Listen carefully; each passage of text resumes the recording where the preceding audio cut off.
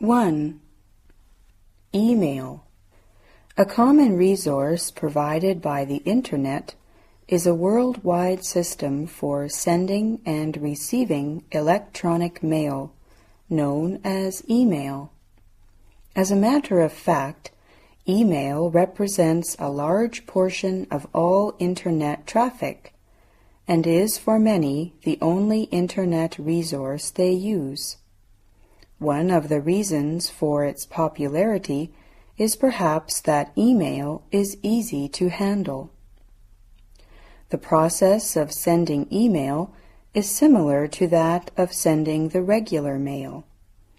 Suppose that you live in China and wish to send an email to a friend in America. After composing the letter on your computer, you must specify an email address that identifies your friend.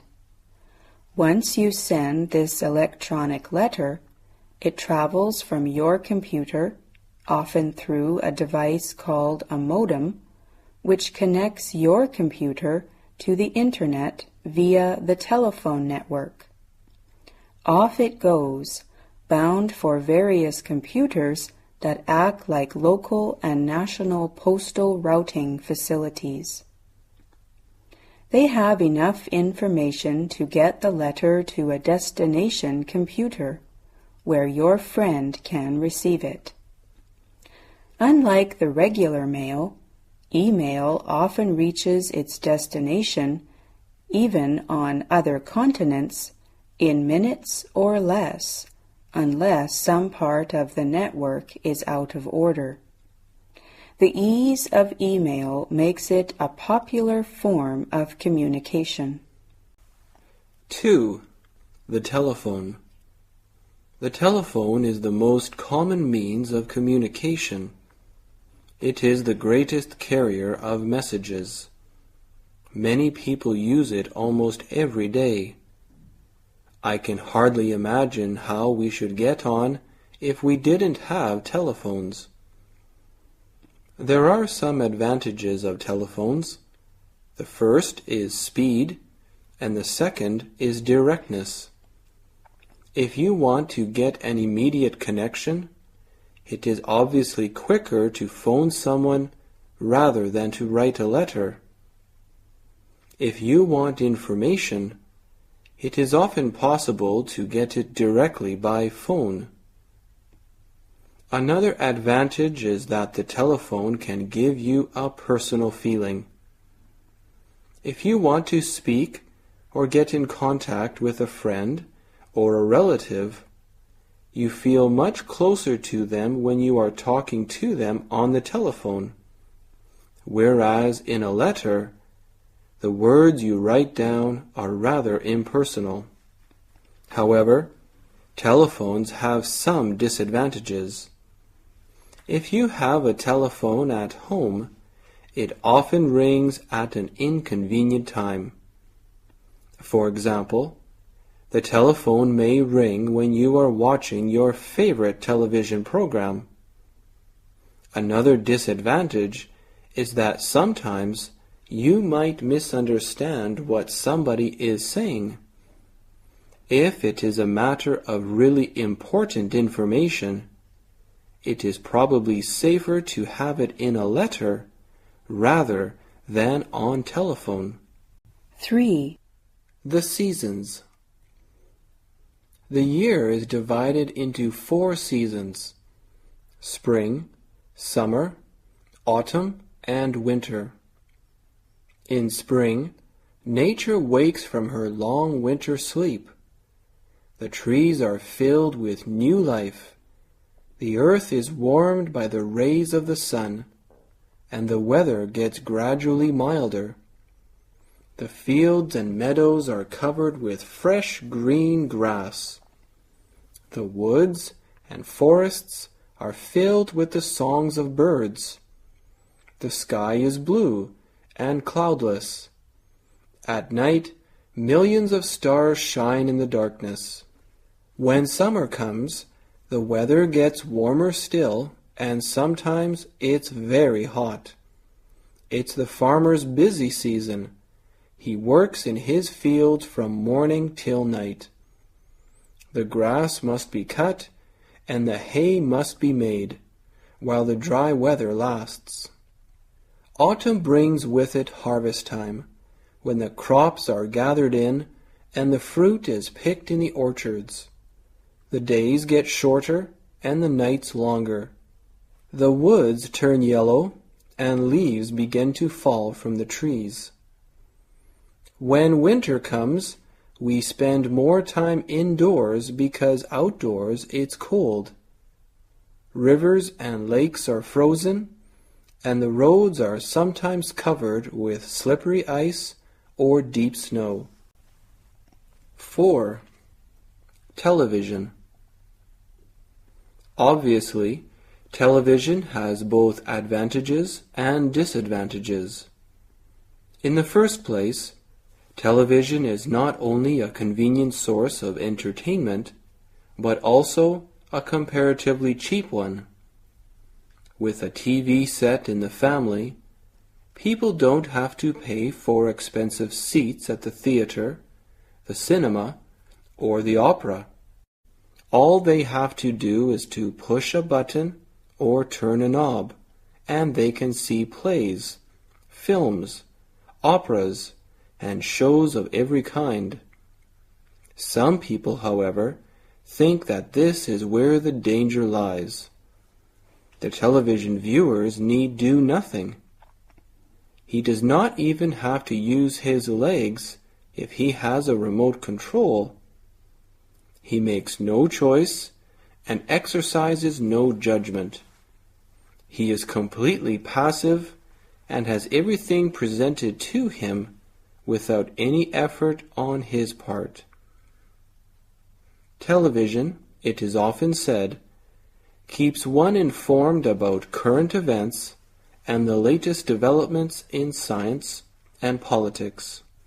The most distant countries and the strangest customs are brought right into one's sitting room. It could be argued that the radio performs this service as well. But on television, everything is much more vivid, much more real. Yet, here again, there is a danger. The television screen itself has a terrible, almost physical charm for us. We get so used to looking at the movements on it, so dependent on its pictures, that it begins to control our lives.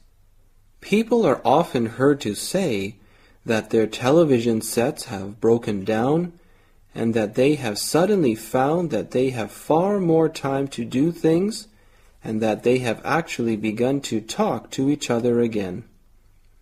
It makes one think, doesn't it? There are many other arguments for and against television.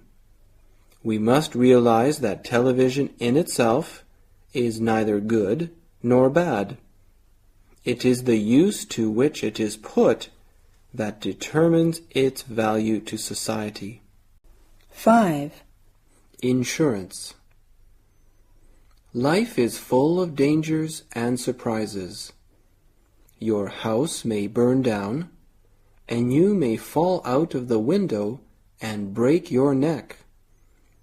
Mice may eat your floor so that you drop in the flat below. Anything may happen. You can never know. You cannot always prevent disasters, but you can insure against them. Most forms of insurance are voluntary. It is up to you whether you insure or not. But some forms are compulsory. That means you have to insure. For example, a driver must take out a third-party insurance policy. The three parties are you, yourself, your insurance company, and anybody else. For example, the man who had a crash with you. It doesn't cover fire, theft, or anything else. Its aim is only to protect road users from each other. If you want to insure against all the other terrible things that might happen to you or your car, you can take a comprehensive policy. Another form of compulsory insurance is national insurance. Everybody over 16 earning money on a regular basis must pay a sum each week to the state. These weekly contributions cover part of the cost of the National Health Service and the other social service benefits. Example: unemployment benefit, sickness benefit, old age pensions, and so on. 6. Dreams. A dream is made up of a series of mind pictures that form during sleep. The people and actions in these pictures seem real to the person who is dreaming. When a person is asleep, he has little or no control over his mind.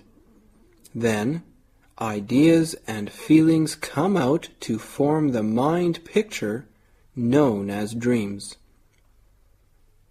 Dreams may be influenced by different things that are present during sleep. If a person is cold, he may dream that he is out in a snowstorm. Worries or anger may also influence the content of a dream. Some people think that they seldom dream, and other people are quite sure that they do not dream at all. Studies of human sleep have shown, though, that everyone dreams every night. If a person thinks he does not dream, it is because he does not remember dreaming when he wakes up.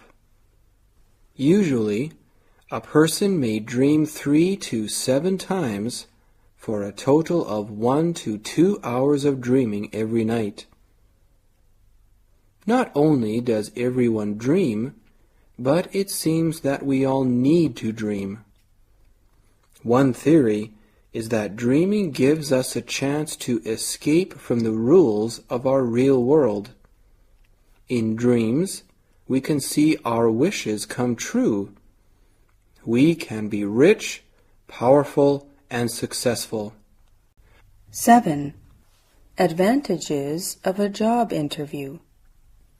Nowadays, when a person is hunting for a job, there will always be a job interview, through which the interviewee and the interviewer can know about each other. Therefore, I think that the job interview has many advantages. During the interview, the interviewer lets the interviewee know something about the job, such as the wage, the working conditions, and chances to get promotion. Then, the interviewee can decide whether the job is really suitable for him. Besides, the job interview is also a good chance for the interviewee, because he can impress the interviewer by showing both his ability and his confidence. He can tell the interviewer in person about his educational background or his working experience. Thus, the interviewer can figure out whether he is the right person for the job.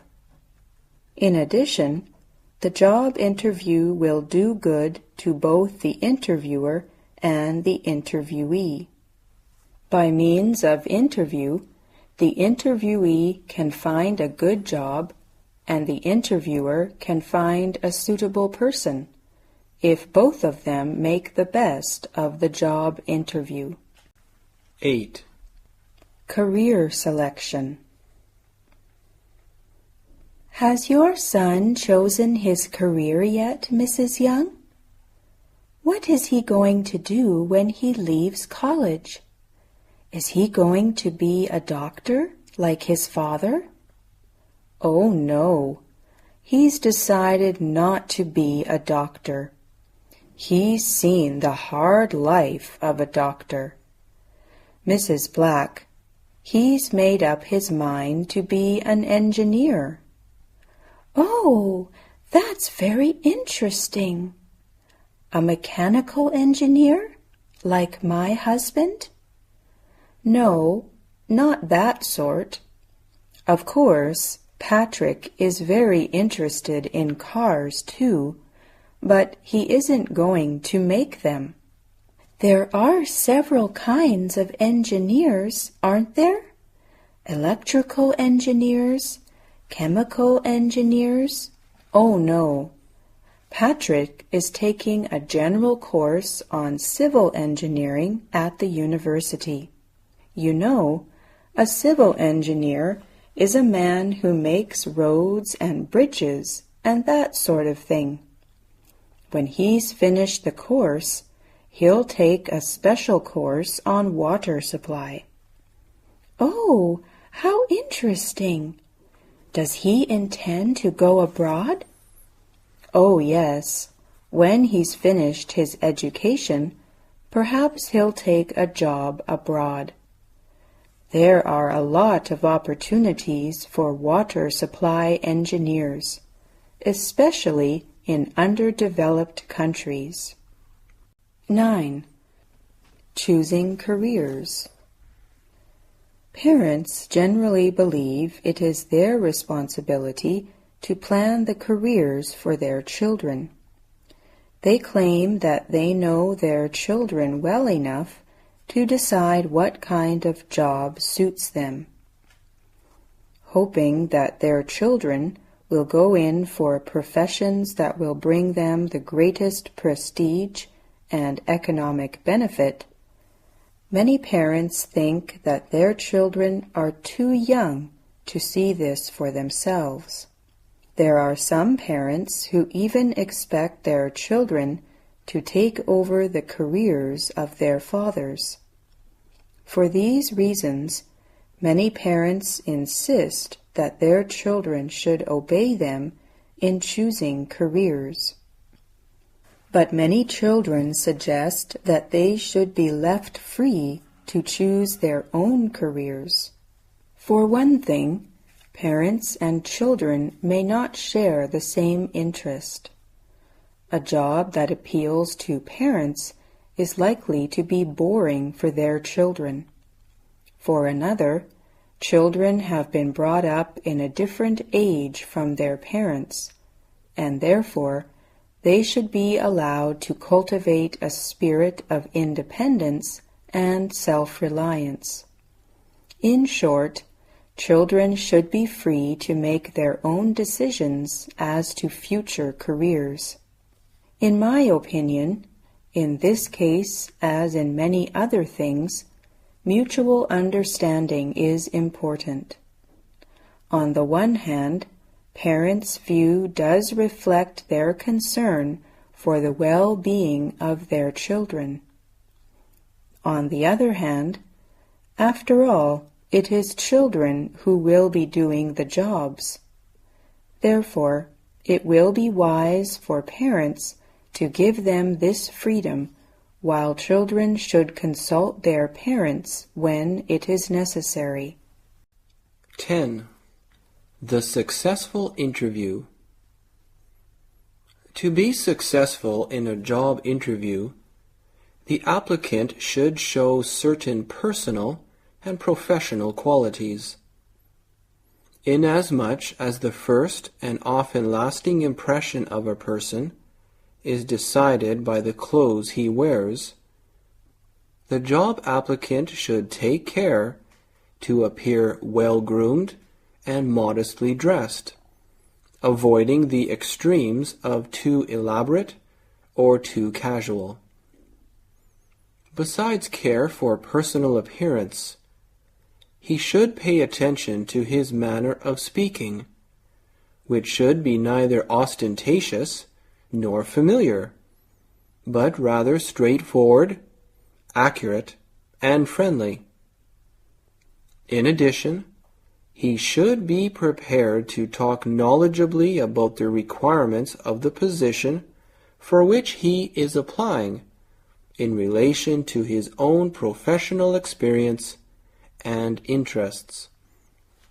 And finally, the really impressive applicant must convey a sense of self-confidence and enthusiasm for work, factors which all interviewers value highly. The job seeker who displays these characteristics, with just a little luck, will certainly succeed in the typical personnel interview. 11. My family. With 6 people in my family, it's not fun being the middle kid. Besides Mom and Dad, I have 2 older brothers and a pretty sister. My father is a manager in a company, and my mother is a doctor. They are quite busy all day. We all try to help with the housework. Chang Han is my eldest brother. He is a junior in a university now. He is going to be a medical doctor. When he is at home, he has his nose in a book and yells at me if I make the slightest noise. My pretty sister is only in elementary school, but she is good at helping Mother with cooking and cleaning. I'm only a senior in high school. I'm just young enough to get pushed around by my big brothers, and not old enough yet to boss my younger sister. My second elder brother is a whiz at math. Since I'm going to be a chemistry major in college, I sometimes need his help with my homework. He is only a freshman, but he is really good. However, I cannot complain too much. I really love my family. I'm proud of all of them. I would not change them for any other family. 12. Where is happiness from? The way people hold to the belief that a fun-filled, pain-free life equals happiness actually reduces their chances of ever attaining real happiness. If fun and pleasure are equal to happiness, then pain must be equal to unhappiness. But, in fact, the opposite is true. More often than not, things that lead to happiness involve some pain. As a result, many people avoid the very attempts that are the source of true happiness. They fear the pain inevitably brought by such things as marriage, raising children, professional achievement, religious commitment, self-improvement. Ask a bachelor why he resists marriage even though he finds dating to be less and less satisfying. If he is honest, he will tell you that he is afraid of making a commitment. For commitment is in fact quite painful. The single life is filled with fun, adventure, and excitement. Marriage has such moments, but they are not its most distinguishing features. Couples with infant children are lucky to get a whole night's sleep or a 3-day vacation. I don't know any parent who would choose the word fun to describe raising children. But couples who decide not to have children never know the joys of watching a child grow up or of playing with a grandchild. Understanding and accepting that true happiness has nothing to do with fun is one of the most liberating realizations. It liberates us from envy. We now understand that all those who are always having so much fun actually may not be happy at all. 13. The mystery of color. In general, people talk about two groups of colors, warm colors and cool colors. Researchers think that there are also two groups of people, people who prefer warm colors and people who prefer cool colors. The warm colors are red, orange, and yellow. Where there are warm colors and a lot of light, people usually want to be active. Sociable people, those who like to be with others, like red. The cool colors are green, blue, and violet. These colors, unlike warm colors, are relaxing. Where there are cool colors, people are usually quiet. People who like to spend time alone often prefer blue. Researchers do not know why people think some colors are warm and other colors are cool. Perhaps warm colors remind people of warm days, and the cool colors remind them of cool days. Because in the north the sun is low during winter, the sunlight appears quite blue. Because the sun is higher during summer, the hot summer sunlight appears yellow. 14. Physical exercise. More and more people today are realizing the importance of regular physical exercise. In the past, most people's work involved physical labor out in the fresh air of the fields. Nowadays, many work in offices or factories or spend their time studying. In the evenings, they may sit watching television, reading, or writing. Their daily lives do not provide them with the exercise their bodies need. To keep healthy, therefore, they must spend part of their free time doing regular physical exercise. There are many different forms of physical exercise to suit different tastes. Some people enjoy competitive sports and play with others who share their interest. They may play tennis or badminton or go swimming together. Others prefer to exercise alone and go running regularly in the morning or evening. The traditional forms of exercise are chosen by many. In parks and workplaces, you can see them learning and practicing qigong or taiji quan, developing their skill in these sports as well as improving their health.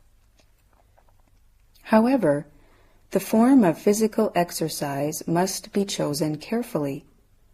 Those who are older should not attempt an exercise which might do them more harm than good. Those who have little sport time may spend just a small part of it running each day or play a weekly game that they enjoy. Whatever people may choose, if they exercise regularly, they will be sure to improve health throughout their lives. Test 15. Why do these people learn English? Every year, people in many countries learn English. Some of them are young children, others are teenagers, many are adults. Some learn at school, others study by themselves.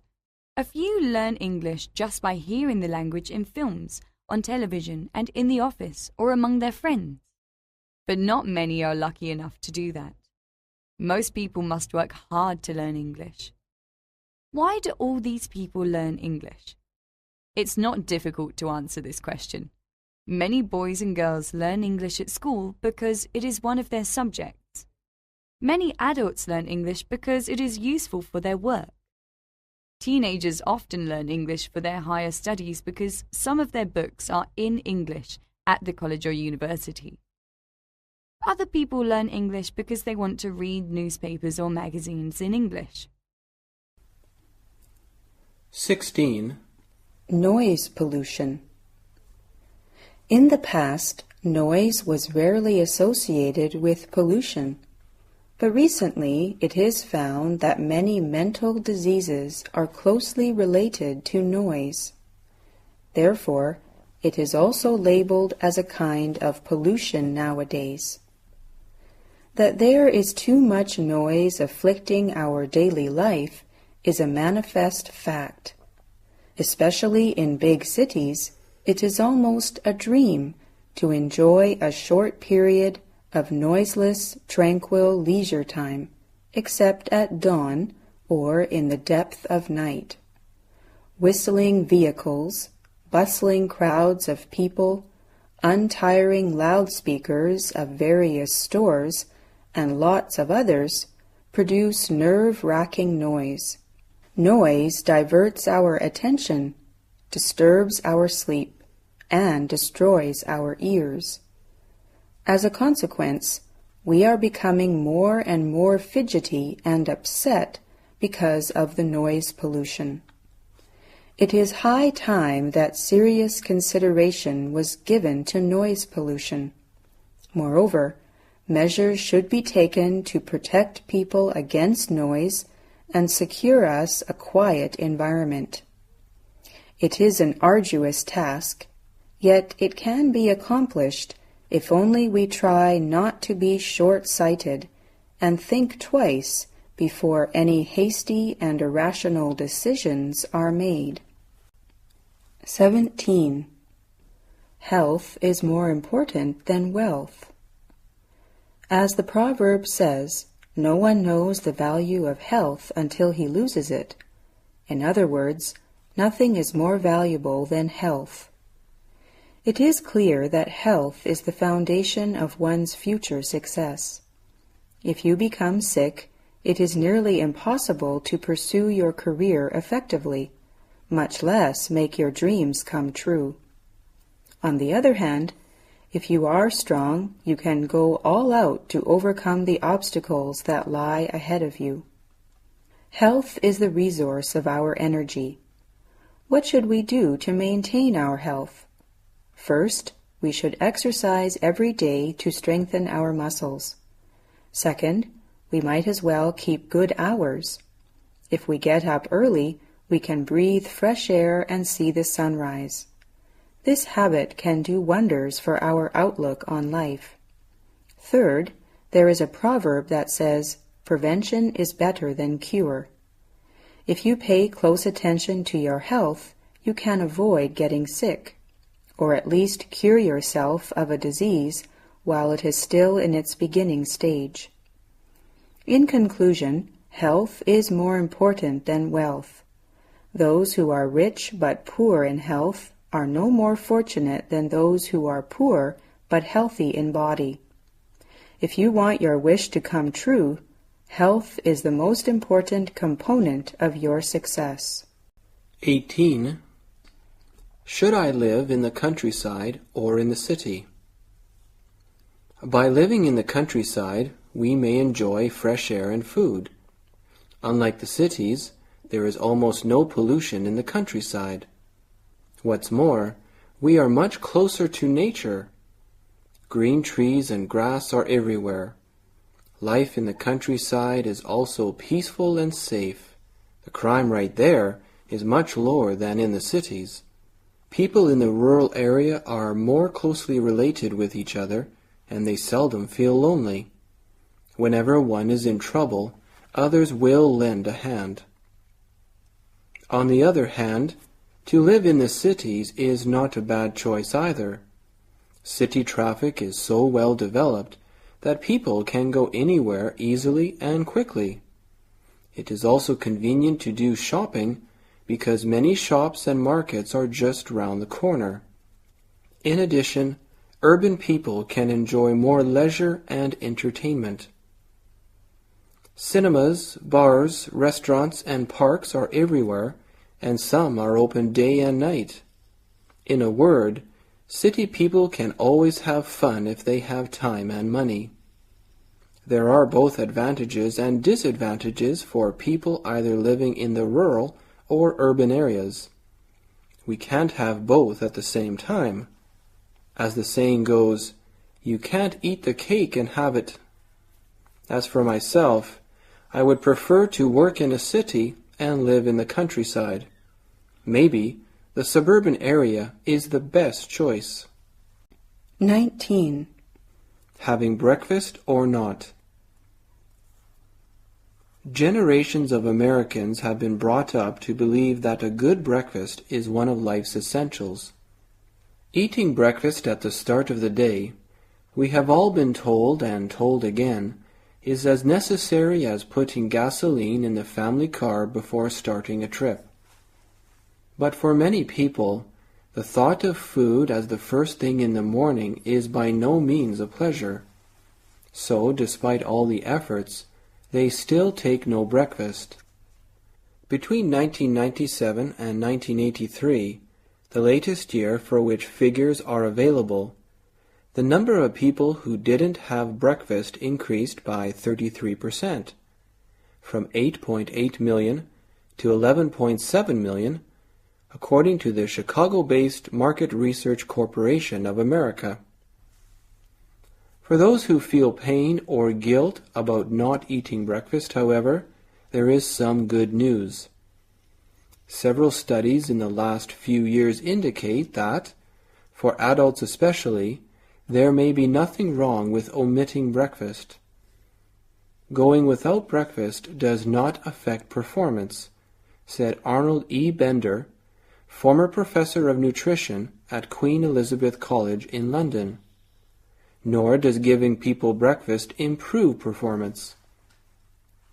Scientific evidence linking breakfast to better health or better performance is surprisingly inadequate, and most of the recent work involves children, not adults. The literature, says one researcher, Dr. Ernesto Pollitt at the University of Texas, is poor. 20. Smoking. Children as young as 11 are suffering lung damage from too much smoking. A survey of 10,500 London school children aged between 11 and 15 shows lung damage and illness from smoking. The research was carried out by a hospital team led by Professor Goose. The team was worried that most reports on the dangers of smoking have concentrated on adults. The scientists wanted to find out how children were affected and whether they understood smoking could make them seriously ill. The number of adults has gone down steadily, but the number of children smoking remained constant. This is mainly because children find it hard to believe that health warnings apply to them. The research was carried out in 13 Hounslow secondary schools. Analysis showed 15% of regular smokers coughed every day. Even a little exercise brought on breathlessness among 40% of regular smokers aged 11 to 13. A survey of school absence suggested that non-smokers had better health than the smokers. About 53% of regular smokers admitted to bring up phlegm when they had a cold, compared to only 2% of non-smokers. But Professor Goose's team was surprised at the children's ignorance of the damage caused by smoking. Both non-smokers and smokers knew cigarettes could cause cancer, but few know of the other health risks. Professor Goose said, "We believe that health education may be improved by making full use of knowledge concerning the breathing disorders in children who are regular smokers. This information must be presented early, even at primary school." 21. The education of TV children. Many children act in TV shows. They work several hours every day, so they cannot go to a regular school. How do they get an education? In Hollywood, where many TV shows are made, about 40 teachers give lessons for the children in the shows. They teach wherever their pupils are working. The teacher's job is very important. She is responsible for making sure that the child works only the permitted hours each week. She is responsible for making sure that the child learns the required subjects. She makes sure, too, that the child gets enough rest and play, along with his education. Child actors are required to attend classes 20 hours each week. California law says that they must be taught from September to the middle of June. If they do not get good marks in school, they are not permitted to continue working in TV shows. TV children are usually good pupils, and most of their teachers like this special kind of work. Their classes are held in many interesting places. Sometimes the classroom is a Mississippi riverboat. Sometimes it is the inside of a spaceship. Often the pupils become famous stars. 22. Learning English. As we all know, English is the most widely used language in the world. It's important for us to study English well. But how? I like English as well as maths and physics. At the beginning of my English study, I spent a lot of time in memorizing the grammatical rules of English. I wasn't interested in listening or speaking. Many times, the marks I got in English tests were not as good as those in my maths test, so I decided to change my way of study. From then on, I have begun to pay attention to listening. In my spare time, I often listen to English tapes and watch some English programs on TV. I try my best to grasp the main idea. Reading is an important step in learning English well. I read textbooks and other reading materials. When I am free, I often read English magazines and newspapers. Although there are lots of new words, I often go through what I read without paying much attention to the new words or difficult sentences. In this way, I've improved my reading comprehension. How glad I am! The more I read, the more I understand. The more I understand, the more I read. Recently, I have also been trying to write. Though I often make mistakes, I am not discouraged. I'm determined to study English well. I'm sure I will know it well in the future. 23. It's never too late for success. Some parents worry very much that their children will amount to nothing, since they are given to daydreaming, indecision, and they show no promise of being a doctor, lawyer, or manager. Meanwhile, the teenagers themselves also despair of the future and their success, for they are constantly scorned and blamed. But the truth is that many of the greater figures were practically beatniks when they were teenagers. Mozart never showed talent in any direction whatsoever during his formative years until he was 22, when he suddenly became fired with a great passion for music. Edison finally attracted worldwide attention for his great contribution, although his teacher had tried to get him out of the class, saying that his brain was addled. Therefore, it's never too late for success. Teenagers, however disappointing and disappointed, have that one special advantage over the greatest men alive: time. They surely can arrive at the peak of their career in the near future, as long as they avail themselves of valuable time and exert themselves to accomplish their share of work carefully and persistently. 24. The development of American cities. American cities are similar to other cities around the world. In every country, cities reflect the values of the culture. Cities contain the very best aspects of a society: opportunities for education, employment, and entertainment. They also contain the very worst parts of a society: violent crime, racial conflict, and poverty. American cities are changing, just as American society is changing. After World War II, city residents became wealthier, more prosperous. They had more children. They needed more space. They moved out of their apartments in the city to buy their own homes. They bought houses in the suburbs, areas near the city where people live. These are areas without many offices or factories. During the 1950s, the American dream was to have a house in the suburbs. Now things are changing.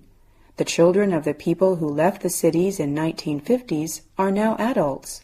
They, unlike their parents, want to live in the cities. Many young professionals, doctors, lawyers, and executives are moving back into the city. Many are single, others are married, but often without children. They prefer the city to the suburbs because their jobs are there. They are afraid of the fuel shortage, or they just enjoy the excitement and opportunities which the city offers. A new class is moving into the city, a wealthier, more mobile class. Only a few years ago, people thought that the older American cities were dying. Some city residents now see a bright new future. Others see only problems and conflicts. One thing is sure, many dying cities are alive again. 25. TOEFL. TOEFL is a short way of saying Test of English as a Foreign Language. It measures a person's ability to understand, read, and write English. TOEFL does not measure how well you speak English, however. The test of spoken English does. It is about a 20-minute test that involves speaking English. Many American universities will advise you to take this test if you plan to attend a graduate school. Some universities also will tell you to take yet another test, the test of written English. It is a 30-minute test in which you are asked to write in English about something. The test measures your ability to organize information and to express ideas in correct English. Professors of English as a foreign language work with foreign students who come to the United States to study English. They say many foreign students do not know how much writing they must do every week at an American university, and they do not know how much they are expected to talk in class. They say foreign students must do well in writing and speaking English, or their studies in the United States will be extremely difficult. 26. American education. Newcomers to the United States are often surprised by the schools. American schools are sometimes so different from the schools they have known in other parts of the world. American education is based on the idea that children need to learn to think for themselves. The school should be the place where they learn to do this. In schools, children learn the 3 R's: reading, writing, and arithmetic. They study history and government, which are often called social studies, and many other subjects. They also learn how to be independent, how to make their own judgment, and how to develop their own abilities and interests. The American teacher does not want the children in her class to sit with their hands folded quietly and to say nothing. She wants them to listen carefully, to ask questions, to answer questions, and to give their own opinions. She knows that what the children learn from books is important. She also knows that it is necessary for them to know how to use this learning for their growth and development. During the open school week, parents have a chance to see how American education works. 27. Water resources. With the economic development and the increase of the population, we are faced with the lack of water supply. From a recent survey, it can be seen that the consumption of water all over the world has been remarkably raised compared with that of last year. Statistics also show that a lot of water resources such as lakes, rivers, and oceans have been polluted seriously. As a result, there is less space for people to obtain enough healthy water. So, it is high time for us to find a solution to the problem. There are two main ways to solve the problem. First, with the development of high technology, new resources may be found and the present ones can be exploited effectively. Second, measures should be taken to restrain the increase of water consumption.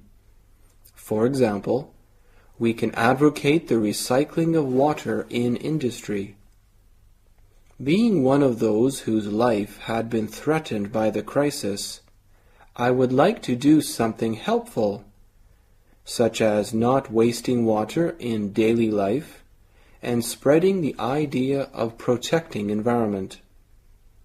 As long as we take it seriously, we will definitely overcome this difficulty. 28. Different purposes of working.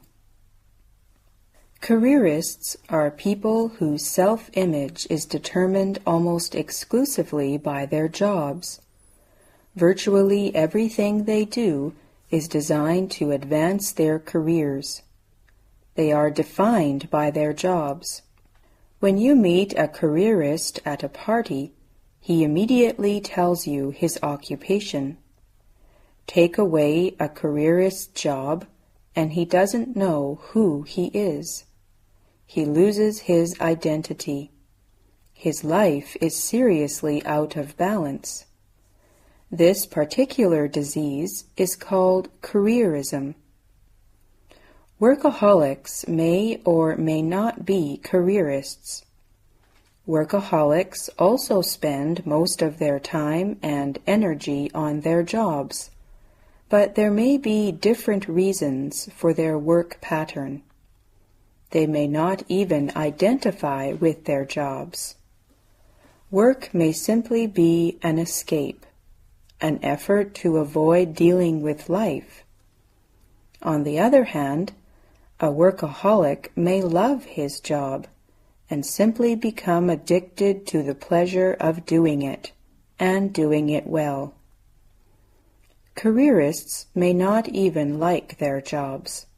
In fact, they may not even work that hard. They may spend most of their time on organizational politics for advancement. Careerists are not so much into work as into seeking identity through their jobs, their career advancement, and the symbols of success.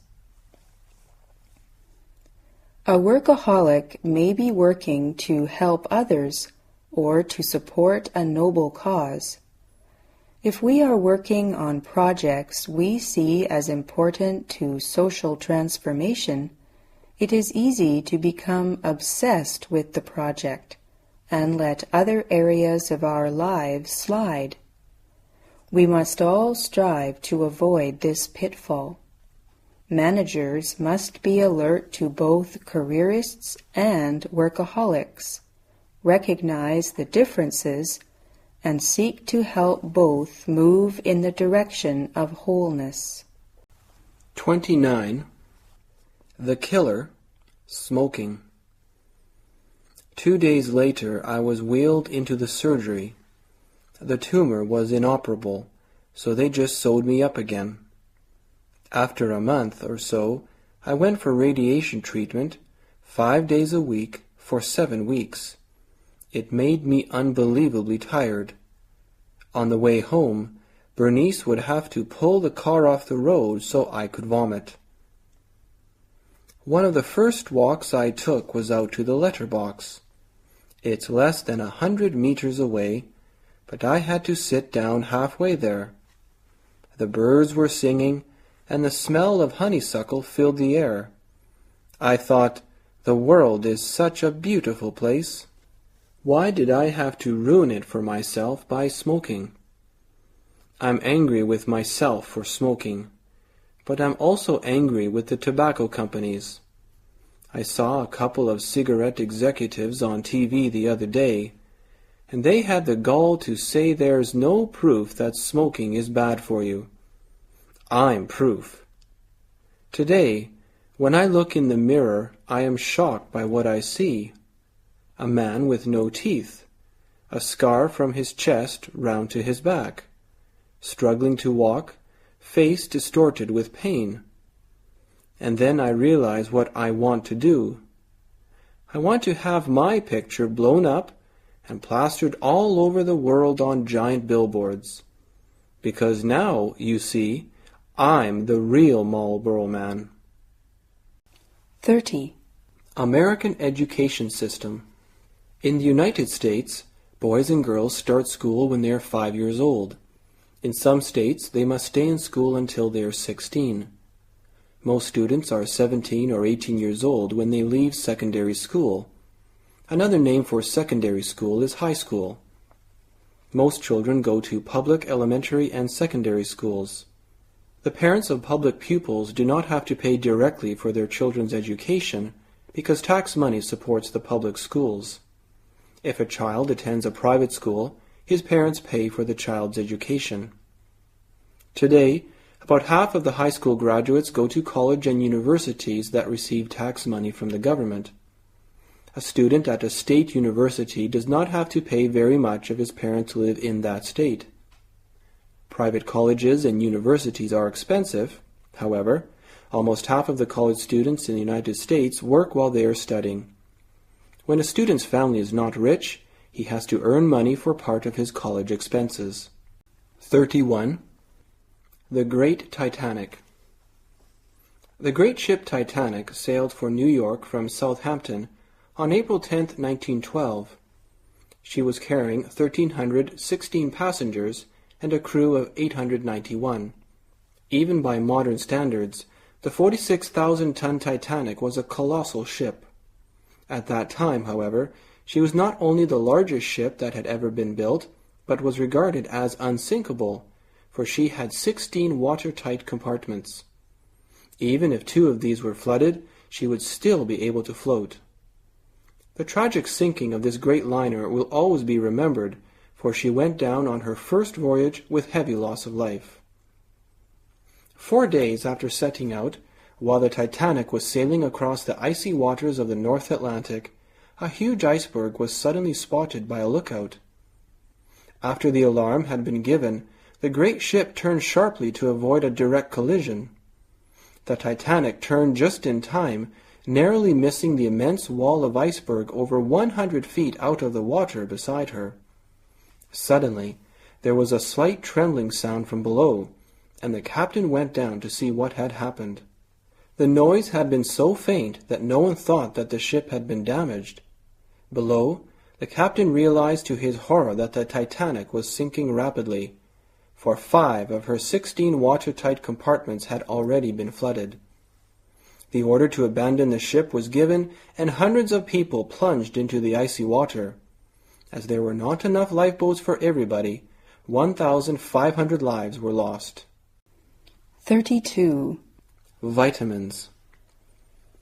As is known to all, vitamins are essential to our health.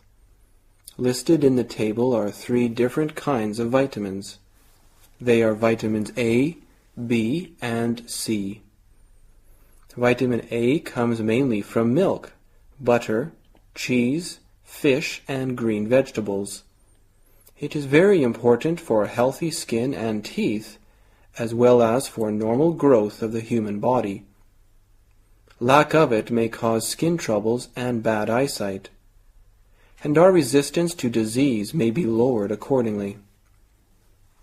Vitamin B is chiefly contained in bread, meat, milk, liver, and potatoes. It can play the role of a catalyst in digestion of food. If we are short of it, we will probably lose our appetite and our growth will be slowed.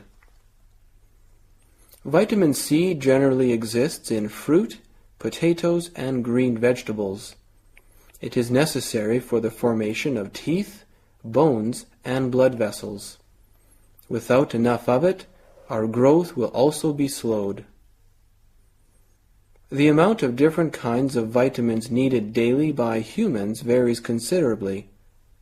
We need about 1 milligram of vitamin C and 20 milligrams of vitamin B for the regular period of time. It is true that we do not need too much vitamins, but it is also true that we cannot live healthily without them. 33. Food and health. The food we eat seems to have profound effects on our health. Although science has made enormous steps in making food more fit to eat, it has at the same time made many foods unfit to eat. Some research has shown that perhaps 80% of all human illnesses are related to diet, and 40% of cancer is related to the diet as well, especially cancer of the colon. Some cultures are more prone to contract certain illnesses because of the food that is characteristic in these cultures. That food is related to illness is not a new discovery. In 1945, government researchers realized that nitrates, commonly used to preserve color in meats and other food additives, caused cancer. Yet these carcinogenic additives remain in our food, and it becomes more difficult all the time to know what is contained in our food. Farmers often give penicillin to beef and poultry, and because of this, penicillin has been found in the milk of treated cows. Sometimes similar drugs are administered to animals not for medicinal purposes, but for financial reasons. The farmers are simply trying to fatten the animals in order to obtain a higher price on the market. Although the Food and Drug Administration, FDA, has tried repeatedly to control these procedures, the practices continue. 34. The art of shaking hands. Today it is perfectly natural for us to shake hands when we greet someone, or say goodbye. But like so many other things we do without thinking, such actions as shaking hands at one time probably symbolize something else. For example, in primitive life, the hand was probably a symbol of power and strength. The hand was used to fight enemies, kill animals, and make spears and implements. So when the hand was extended to someone, it could have represented goodwill, since it showed that the person was not armed or ready to fight. We know that the hand was an important symbol in early religion, probably as a mark of power. The Greeks prayed to their gods with raised hands. Presenting hand palm to palm was at one time the way an inferior person paid respect to a superior. Among the Arabs, it was customary at one time to kiss the hand of a superior. Later on, polite Arabs began to resist the efforts of people to kiss their hands, and sometimes they would end up clapping hands as each tried to prevent the other from showing this mark of inferiority.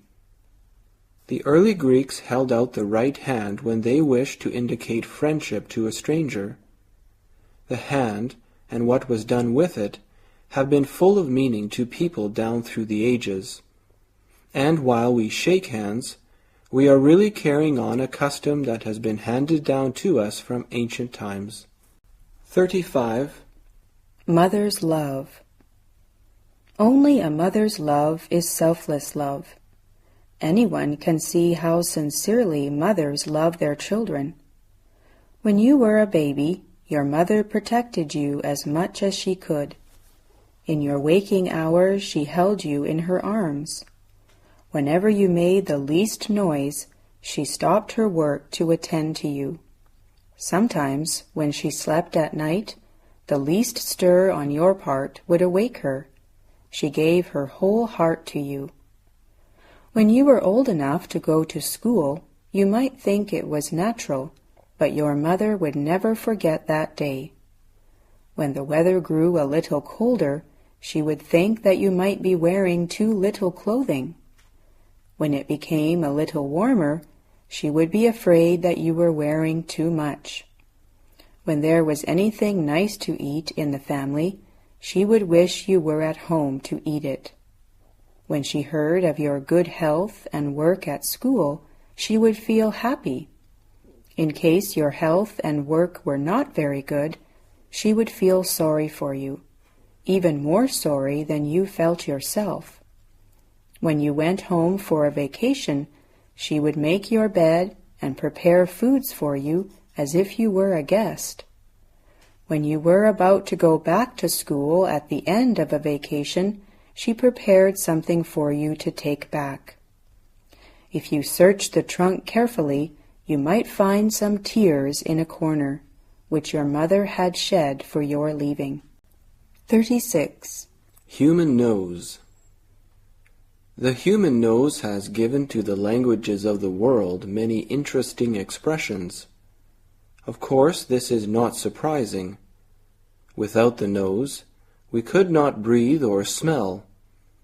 It is the part of the face that gives a person special character. Cyrano de Bergerac said that a large nose showed a great man, courageous, courteous, manly, and intellectual. A famous woman poet wished that she had 2 noses to smell a rose. Blaise Pascal, a French philosopher, made an interesting comment about Cleopatra's nose. If it had been shorter, he said, it would have changed the whole face of the world. Historically, man's nose has had a principal role in his imagination. Man has referred to the nose in many ways to express his emotions. Expressions concerning the nose refer to human weakness, anger, pride, jealousy, and revenge. In English, there are a number of phrases about the nose. For example, to hold up one's nose expresses a basic human feeling, pride. People can hold up their noses at people, things, and places. The phrase, to be led around by the nose, shows man's weakness. A person who is led around by the nose lets other people control him. On the other hand, a person who follows his nose lets his instinct guide him. For the human emotion of rejection, the phrase to have one's nose put out of joint is very descriptive. The expression applies to persons who have been turned aside because of a competitor. Their pride is hurt and they feel rejected. This expression is not new. It was used by Erasmus in 1542. This is only a sampling of expressions in English dealing with the nose. There are a number of others. However, it should be as plain as the nose on your face that the nose is more than an organ for breathing and smelling. 37. The International Red Cross. The Red Cross is an international organization which cares for people who are in need of help. A man in a Paris hospital who needs blood. A woman in Mexico who was injured in an earthquake. And a family in India that lost their home in a storm may all be aided by the Red Cross. The Red Cross exists in almost every country around the globe. The World Red Cross organizations are sometimes called the Red Crescent, the Red Mogen David, the Sun, and the Red Lion. All of these agencies share a common goal of trying to help people in need. The idea of forming an organization to help the sick and wounded during a war started with Jean-Henri Dunant. In 1859, he observed how people were suffering on a battlefield in Italy. He wanted to help all the wounded people, regardless of which side they were fighting for. The most important result of his work was an international treaty called the Geneva Convention. It protects prisoners of war, the sick and wounded, and other citizens during a war. The American Red Cross was set up by Clara Barton in 1881.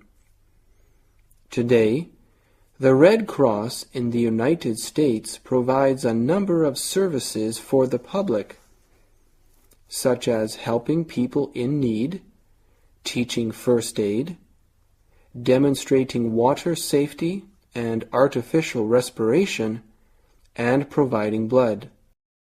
Test 38. Australia. Is Australia the world's largest island or its smallest continent? Actually, it's both.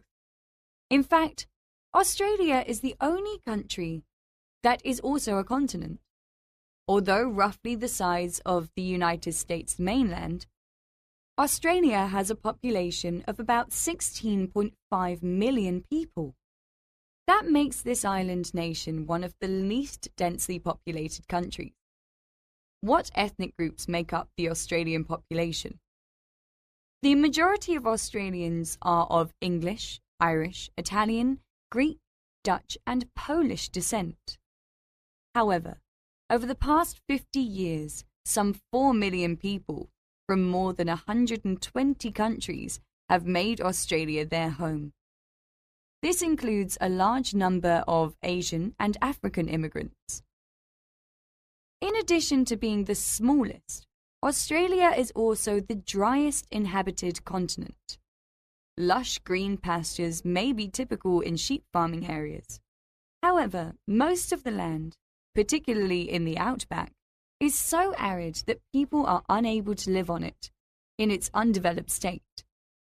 That explains why most Australians live in metropolitan areas, many of which line the coast, and why Australia is considered one of the world's more urbanized countries. 39. A woman at home.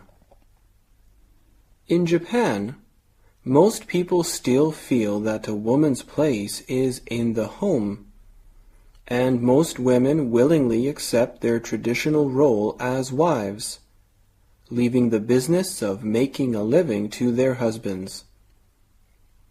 For those who do want a career of their own, opportunities are limited, and working women usually have to settle for lower wages, fewer promotions, and less responsible positions.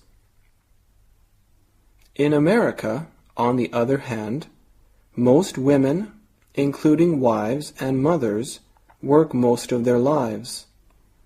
But until recently, few have had real careers.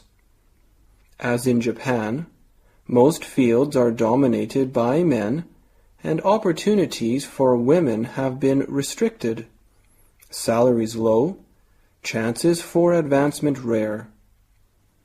American women work mainly because they have to. In these days of inflation and luxurious living, only one income per family is simply not enough to live on. So, American women actually have 2 jobs. One 9-to-5 position outside the home, and the other round-the-clock in-the-home job, such as wife, housemaid, cook, and nurse. One of the main goals of the modern women's liberation movement, which started in the early 1960s, was to eliminate sex discrimination in the workforce and to open up opportunities for women that were previously reserved for men. And though there is still a long way to go, a lot of progress has been made. 40. Making decisions. It is amusing to watch some of my friends who can come to a decision right away, and others who can't. Some people can look at a menu, can pick up a menu, and right away know what they're going to have for dinner that night. The others will ponder and look at the thing and not be able to reach any kind of decision for a long, long time without some help. I was thinking about this when I was talking to my sister the other day, and I thought about how her children came to decisions. It seems to me that for young children, they come to decisions very quickly, and I was thinking about this, and one of the reasons might be that she has given them a great deal of responsibility at a very young age. She has allowed them to make decisions on their own. She takes them shopping many times, and she allows them to choose clothes of their own liking. And I think, in a way, that teaches a great deal of responsibility. Of course, they consult her sometimes, but many times they are able to decide on something on their own. And I was thinking about my friends and how some of them were not able to make a decision on their own, and maybe their parents didn't allow them to decide their own clothes. 41. Birth, marriage, and death. Birth, marriage, and death. These are the greatest events in human life. Many things, good or bad, can happen to us in our lives. Yet there are days which are usually marked by some kinds of special ceremony. The day we are born, the day we get married, and the day we die. These are the three main events in life. We have a choice in the second of these. We can choose whether or not to marry. But we have no choice in birth and death. All human beings, from the most primitive to the most sophisticated, are affected by these three events.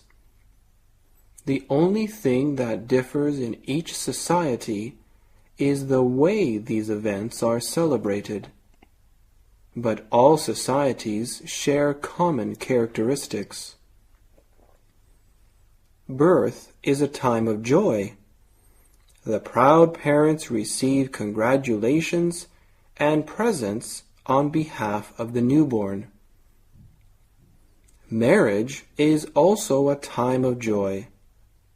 The young couple go through a special wedding ceremony and receive presents to help them set up their home. Death is a time of sorrow and is marked by a special ceremony and mourning. The dates of all three events are usually remembered. 42. A good teacher or not? A good teacher is many things to many people. In my own experience, the people I respect the most and think about the most are those who demanded the most discipline from their students. I miss one teacher in particular that I had in high school. I think she was a good teacher because she was a very strict person. I remember very vividly a sign over her classroom door. It was a simple sign that said, "Laboratory." In this room, the first 5 letters of the word are emphasized, not the last 7. In other words, I guess, labor for her was more important than oratory, which means making speeches. She prepared her work very carefully and demanded us to do the same. We got lots of homework from her. Once she had broken her arm. Everybody in the class thought that maybe the homework load would be reduced, but it continued just the same. She checked our work by stamping her name at the bottom of the papers to show that she had read them. I think sometimes teachers who demand the most are perhaps liked the least. But as time goes by, this discipline really seems to benefit the students. 43. Traveling. Nowadays, traveling during holidays has become a fashion in China with the development of economy. When the demands on food, clothes, and some other necessities of life become far beyond being satisfied, people have come to spend their extra money on traveling. Traveling has many advantages. Firstly, it provides opportunities for people to taste strange food and to know alien customs that they otherwise would not know. Secondly, through traveling, people can broaden their scope of knowledge, especially of geography and history. However, traveling also has some disadvantages. For example, perilous peaks and furious rapids may endanger travelers' lives. Accommodations and bad weather trouble travelers a lot. On the whole, I think traveling does more good than harm. These so-called disadvantages can even be regarded as good conditions in which travelers can build up both physical strength and willpower. If both your finance and health permit, you might as well do some traveling from time to time. Perhaps an exotic atmosphere and charming scenes can attract you so much that you even forget to return. 44. Hobbies. A hobby can be almost anything a person likes to do in his spare time. They watch birds, hunt animals, climb mountains, raise flowers, fish, ski, skate, and swim. They paint pictures, go to concerts, collect everything from books to butterflies, and from shells to stamps. People take up hobbies because these activities offer enjoyment, friendship, knowledge, and relaxation. Anyone, rich or poor, old or young, sick or well, can follow a satisfying hobby. Besides, hobbies can help a person's mental and physical health. Doctors have found that hobbies are valuable in helping patients recover from physical or mental illness. In early times, most people were too busy making a living to have many hobbies. But some persons did enjoy hobbies. The ancient Egyptians played games with balls made of wood, and some Greeks and Romans collected things. People today have more time than ever before for hobbies. Machines and automation have reduced the amount of time they must spend on their jobs. Once a famous Canadian doctor expressed the value of hobbies by saying, "So let's take up a hobby and be really a happy man." 45. Body language. When we do not understand each other's language, we talk with the help of signs. A Frenchman was once traveling in England. He could not speak English at all. One day he went into a restaurant and sat down at a table. When the waiter came, he opened his mouth, put his fingers in it, and took them out again. He wanted to say, "Bring me something to eat." The waiter soon brought him a cup of tea. The man moved his head from side to side. The waiter understood him and took away the tea. In a moment, he brought a cup of coffee and put it on the table. The man again moved his head from side to side. He moved his head from side to side whenever the waiter brought him something to drink. He brought him a lot of different drinks, but drinks are not food, of course. When the man was going away, another man came in. This man saw the waiter, and he put his hands on his stomach. That was enough. In a few minutes, there was a large plate of meat and vegetables on the table in front of him. So you see, we cannot understand the language of signs so well as the language of words. 46. Earthquake. Most earthquakes occur within the upper 15 miles of the Earth's surface. But earthquakes can and do occur at all depths to about 460 miles. Their number decreases as the depth increases. At about 460 miles, one earthquake occurs only every few years. Near the surface, earthquakes may run as high as 100 in a month, but the yearly average does not vary much. In comparison with the total number of earthquakes each year, the number of disastrous earthquakes is very small. The extent of the disaster in an earthquake depends on many factors. If you carefully build a toy house with an erector set, it will still stand no matter how much you shake the table. But if you build a toy house with a pack of cards, a slight shake of the table will make it fall. An earthquake in Agadir, Morocco, was not strong enough to be recorded on distant instruments, but it completely destroyed the city.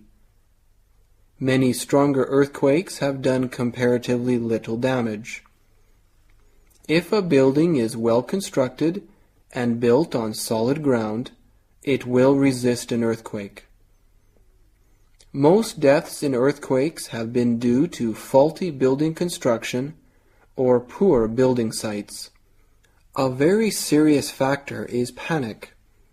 When people rush out into narrow streets, more deaths will result. The United Nations has played an important role in reducing the damage done by earthquakes. It has sent a team of experts to all countries known to be affected by earthquakes. Working with local geologists and engineers, the experts have studied the nature of the ground and the type of most practical building code for the local area. If followed, these suggestions will make disastrous earthquakes almost a thing of the past. 47. Britain Higher Education. In Britain, there are a number of different kinds of higher education. First of all, of course, there are the universities.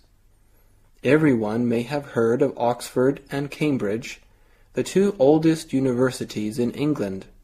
But, of course, there is a large number of other universities, many of which have opened since the war. The latest of these is the Open University, which, as its name suggests, is open to all. Students of the Open University are not needed to have any previous qualification. All the students are part-time and are taught through the medium of television and radio, although they do receive some personal tuition as well through centers located near their homes. The first graduates were awarded their degrees in 1973. Besides the universities, there are other institutions such as polytechnics and technical colleges. These tend to offer courses of vocational skills as well as academic courses. If a student wants to study management, for example, he would be more likely to go to one of these institutions. Colleges of education provide training and education for prospective teachers. Most of the students receive grants from their local authority, which cover tuition fees and allow a certain amount of money to the students to pay for their fee and their books. Most of the colleges and universities have a good proportion of students from other countries. 48. Getting to know the world outside the campus. It is absolutely necessary for college students to know the world outside the campus. The ultimate end for college study is to serve society. Every college student has to join society someday. If they do not know sufficiently enough about the outside world, it may be very difficult for them to adapt to society. There are several ways for them to get to know the outside world. First, they can read newspapers, listen to radios, and watch TV. Actually, all the major events and changes in society are covered in the media in time and in details. If students make full use of the media, they will be quite informed about the society they live in. Second, students can take part in social services. In this way, they can get in touch with all kinds of people and know their views. Third, students can even take up some part-time jobs if time permits. By doing so, they can experience the feeling of joining the society they live in and doing a job for it. As for myself, I will read more newspapers. They are available in the school library. I have a portable radio. Every day, I spend some time listening to the news. In the summer vacation, I will take up a part-time job. I believe I can know a lot about society in this way. 49. November sees fewest births in Britain. In modern Britain, fewer babies are born in November than in any other month of the year. The weather may be partly responsible. As in New Zealand, something similar happens, but with a difference of 6 months. 500 years ago, things are quite different, the lowest number of births occurring in June, later shifting to August, and in the end to the present November minimum.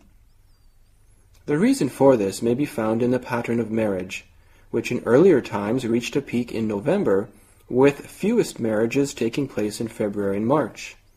This pattern seems to have followed the calendar of medieval religious festivals, with most marriages taking place in the holidays before the Christmas period, and fewest in the period of abstinence before Easter.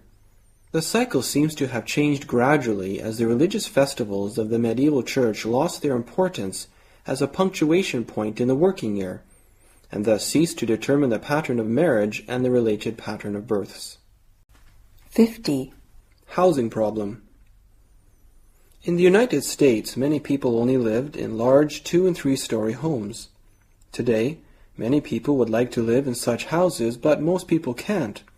They don't have enough money to buy them or even to make the first payment.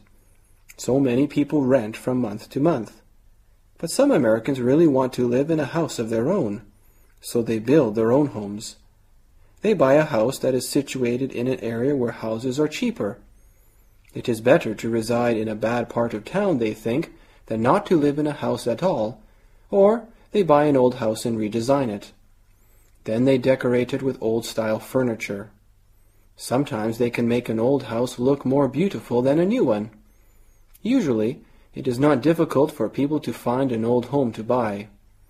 Many older people decide that they don't need a big home after their children leave, so they sell their house and move into a comfortable apartment. But when people move into a house, they sometimes have problems. Homeowners have to do their own maintenance. For example, if the roof leaks, one cannot ask the landlord to fix it. On the other hand, people can redesign their home in any way they want without having to be afraid of being thrown out by the landlord. 51. Mutual understanding is important. Parents and teenagers often disagree about the amount of freedom and responsibility that young people are to have.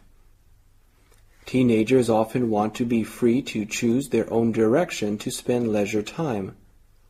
Some like to learn painting, while others prefer to sit around and talk or sing. Young people as a whole are anxious to be understood by their parents. On the other hand, most people don't quite understand their children. They regard it as their responsibility to teach offspring traditional beliefs, and they want the young to be obedient and do well in school. There always exists a tendency for parents to interfere in children's daily activities, insisting that homework be completed, while their teenagers' particular interests and hobbies are often neglected or even ignored. Personally, I think most problems between teenagers and their parents can be solved by joint planning and decision-making. Within any given family, agreements are achieved and problems are solved when all of the members take interest in the problem and share in their effort to work it out. Hence, parents and young people must realize the necessity to learn how to understand each other. In this way, even the most difficult problems can be solved. 52. Should we learn to do housework? Nowadays, when we walk through the streets, we often see many boys and girls who, instead of spending their time on books, go roaming about the streets, start funny clubs, and give parties. They think it is the parents' responsibility to support them and do all the housework, so they do not work and just remain idle. We can also see some boys and girls who live in a small world of their own. They bury themselves among books and also are proud of themselves. They think that it will be condescending themselves if they do housework, for they often think themselves well educated. The attitude of these two types of youngsters towards housework is wrong. In my opinion, everyone, without the exception of boys, should have knowledge of housework. After all, they will have a family of their own, and they should contribute their part in maintaining a good home. Boys should also learn to do housework, for what will they do if they remain single? Though not all boys remain single, yet they will be valuable assistants in the family if they can do some housework. So, why not learn to do housework now? 53. Are you ready for Valentine's Day? February 14th is a special day for sweethearts. It was once thought to be the time when a chubby little love god named Cupid aimed his arrows at the hearts of young men and women. Many people believe that their future happiness was connected with Valentine festivities. Valentine's Day is believed to have had its beginnings in a Roman festival called the Lupercalia. The early Roman men often pinned on their sleeves the names of the girls who were to be their partners. Even today we say that a man wears his heart upon his sleeves when he shows interest in a lady. Sometimes the couple exchanged gifts. Ladies often received perfumed gloves or fine jewels. After the Lupercalia became a saint's day honoring Saint Valentine, some of the old customs were kept. It remained an important time for anyone looking for a sweetheart. Later, people began to exchange Valentine cards instead of gifts. The Duke of Orleans is believed to have made the first Valentine card. When he was kept in the Tower of London in 1415, he wrote love poems to his wife in France. Sweethearts exchanged handmade cards during the 18th and 19th centuries. Valentine cards became popular in the United States during the Civil War. Within a few years, Valentine's Day received almost as much attention as Christmas. 54. Keeping our city clean. Cities, big or small, should be clean. A clean city is good both to our mind and body. In a clean city, diseases may be reduced, and people's health may be better. We can hardly imagine that people live happily in a dirty city with waste everywhere. However, keeping our city clean is no easy job, especially in modern times when more and more people are moving into the cities. These people produce waste every day. But big waste producers may be factories which pour wastes into the air, river, and onto the ground. It is necessary to impose some kind of laws on them in order to keep our city clean. To keep our city clean, our government has already done a lot. For example, arranging for sanitation men to clean the main road every night, placing dustbins in the street, disposing garbage in a scientific way, etc. Perhaps a more active way is to call on people to plant more trees, put wastes into fixed places. If every one of us takes care of our city and does his best to keep it clean, our city is sure to be a beautiful place where all of us can live a happy life. 55. How to use the library. The library is an English language teaching and learning library. Unfortunately, our resources are limited, and so not everybody can join. Teachers of English, university students, and professionals who are in the medical, engineering, and management fields can all join the library. Those from other professions are welcome to apply, but your application will not necessarily be approved. You must fill in a library application form and put it in the box or the librarian's desk. Because of the high number of applications we receive each week, you must wait for 1 week. Please bring your student or work card to pick up your library cards. Library application forms which are not picked up within 1 month will be discarded and you will have to reapply. You may borrow 1 video at a time. The video must be returned in 1 week. If you cannot return it on time, please call. Otherwise, your video library card will be cancelled. You may borrow 3 items at one time, i.e., 3 books or 3 cassettes. Items must be returned within 1 month. You can telephone the library to renew items for another month. 56. True friends. Friends play a very important part in everyone's life. Friendship usually develops during childhood. New friends are made when you progress through school. Those friends that you make as a student can usually last long. Friends influence your development, maturity, and sense of responsibility.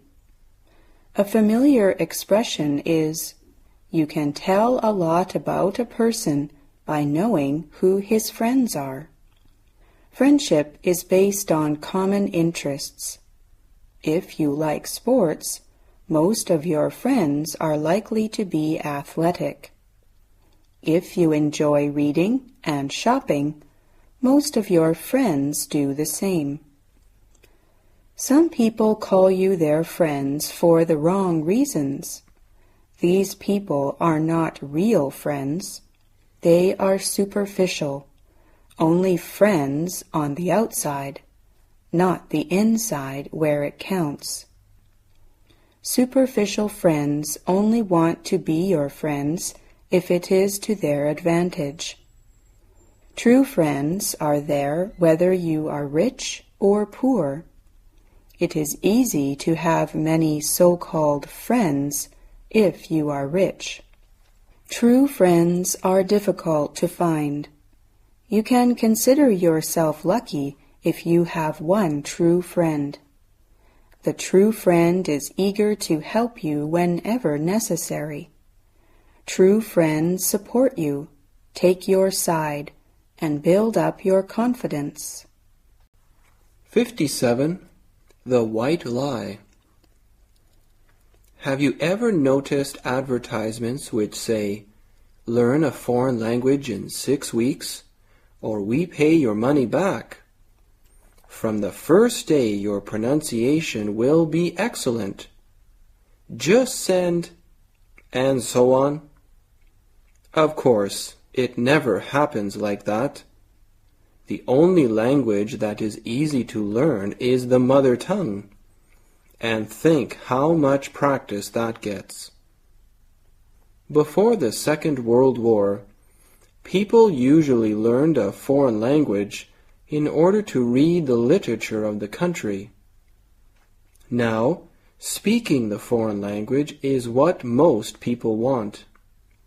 Every year, many millions of people start learning one. How do they do it? Some people try at home with books and record tapes. Others go to evening classes. If they use the language only 2 or 3 times a week, learning it will take a long time, like language learning at school. A few people try to learn a language fast by studying for 6 or more hours a day. It is clearly easier to learn the language in the country where it is spoken. However, most people cannot afford this, and for many it is necessary. They need the language in order to do their work better. For example, scientists and doctors chiefly need to be able to read books and reports in the foreign language. Whether the language is learnt quickly or slowly, it is hard work. Machines and good books are helpful, but they cannot do the student's work for them. 58. Living at college or at home. There are 2 types of college experiences, living at college and living at home. It's possible to get an equally good education from one as from the other. Nevertheless, living away has more advantages than staying at home. Students who live at college are deeply involved in school activities. College becomes a world in itself in which students can devote themselves to study. In contrast, students living at home cannot get into the world of college. It is still like high school. Thanks to living in a dormitory, those living at college have more freedom. The freedom of living at college builds social maturity. They have to get along with many new, unknown people. These help them grow. Students living at home deal most of the time with people they've already known, their teachers and classmates. There isn't enough chance to meet new friends because when classes end, they'll go home. Living at college is better. Class discussions can be carried on to the dinner table. The library is a short walk away. Students who live at home don't have these advantages. Living at college, therefore, has great advantages. It offers the opportunity to get a better, fuller education. 59. The best age to be. Each age has its pleasure and its pains. The happiest person is the one who enjoys what each age gives him without wasting his time in useless regrets. Childhood is a time when there are few responsibilities to make life difficult. A child finds pleasure in doing almost anything. But a child has his pains. He is not free as he wishes, as he thinks people are. A young man becomes free from the discipline of school and parents when he starts to earn his own living. But at the same time, he is forced to accept responsibilities. He has to work hard if he wants to live comfortably. If he breaks the laws of the society, as he used to break the laws of his parents, he may be put into prison. If he works hard, he may have a happiness of seeing his own success. Old age has always been thought of as the worst age to be, but the old can have the joy of seeing their children making progress in life.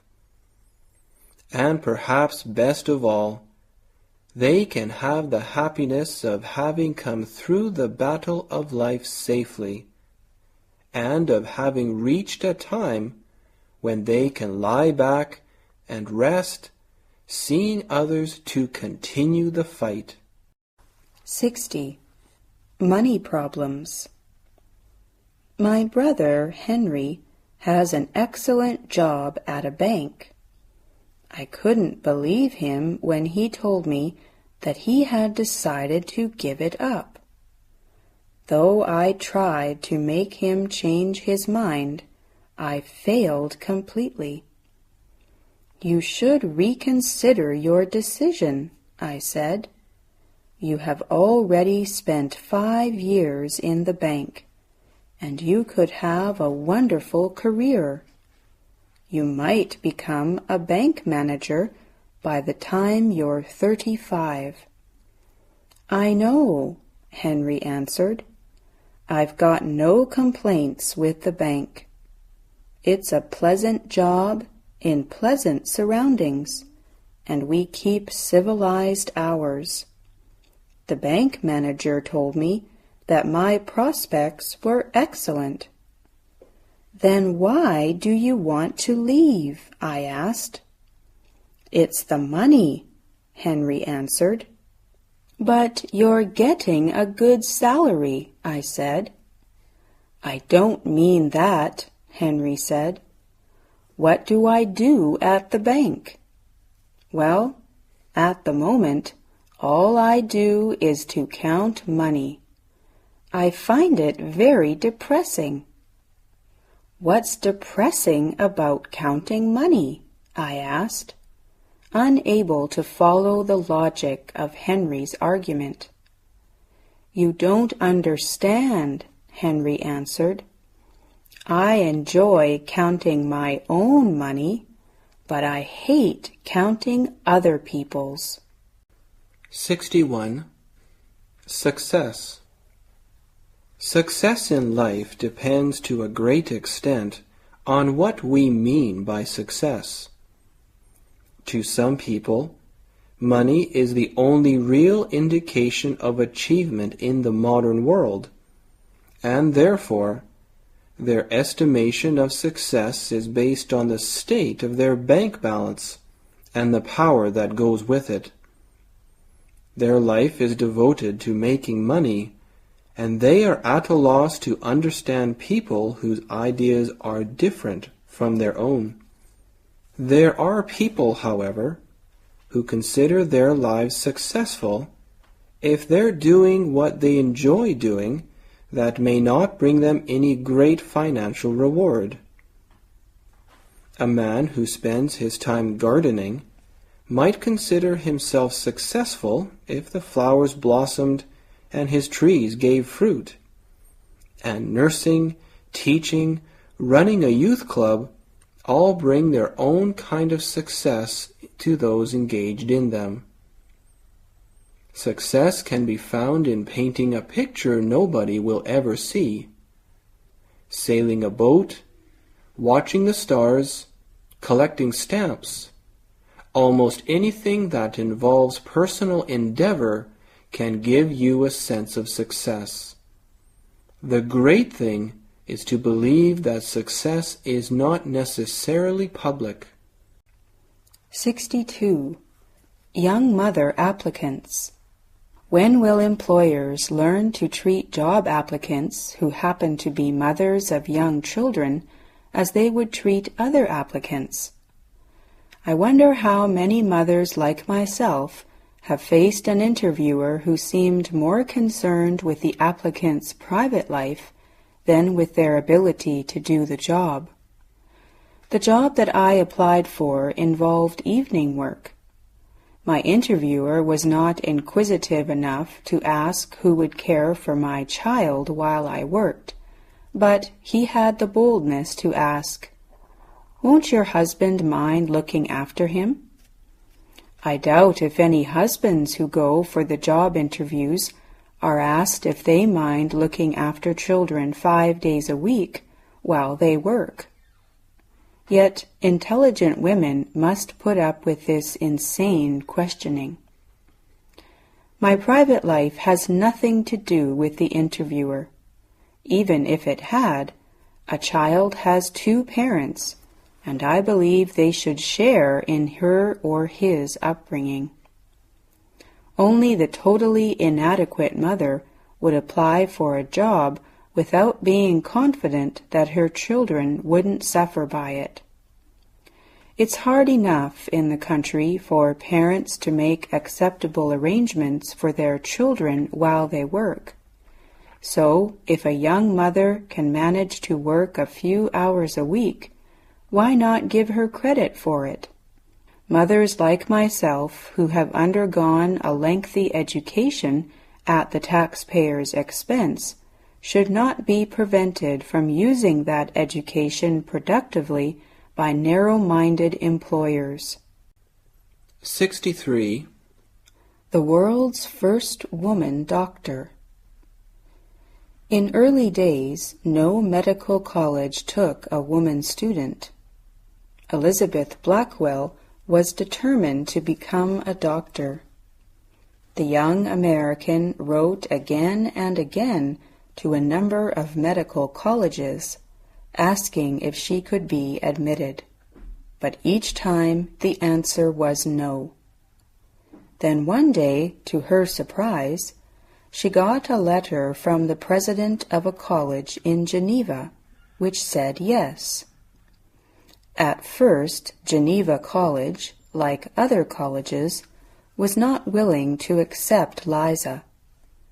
But later, the important people of that college learned that Liza's application had the support of a famous doctor, and they were afraid to offend that man.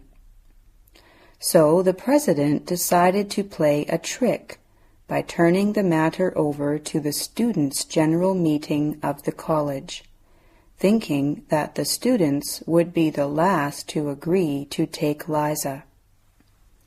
When the student body met, most students took no interest in the matter. Of the rest, some considered the young American's idea interesting, and some thought by having Liza they would be proud of their college training the world's first woman doctor. Very soon, the students all agreed to accept Liza. The president of Geneva College was of course very sorry to learn this. Seeing that he could do nothing to Elizabeth, he gave in. 64. What did he eat? Isaac Newton, the great British scientist, was often so deep in his thoughts that he would forget to eat his dinner. One day, a friend of his came to dine with him.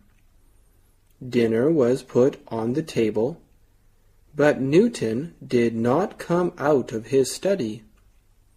His friend, who was used to Newton's peculiar ways, sat down and waited for him.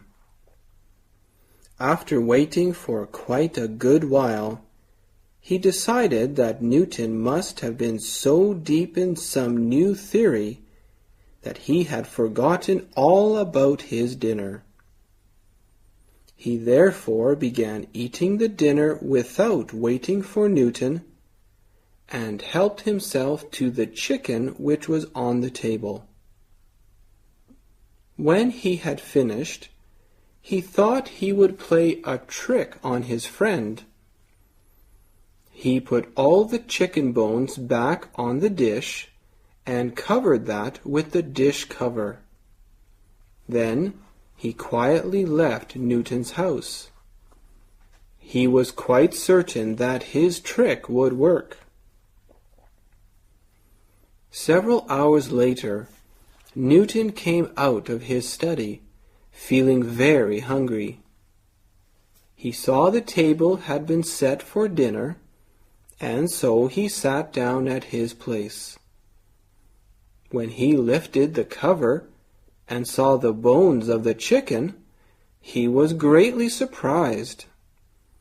He turned, looked at the clock, and saw that it was long past his usual time for dinner. "Well, well," he said to himself, "I thought I had not dined, but I'm mistaken."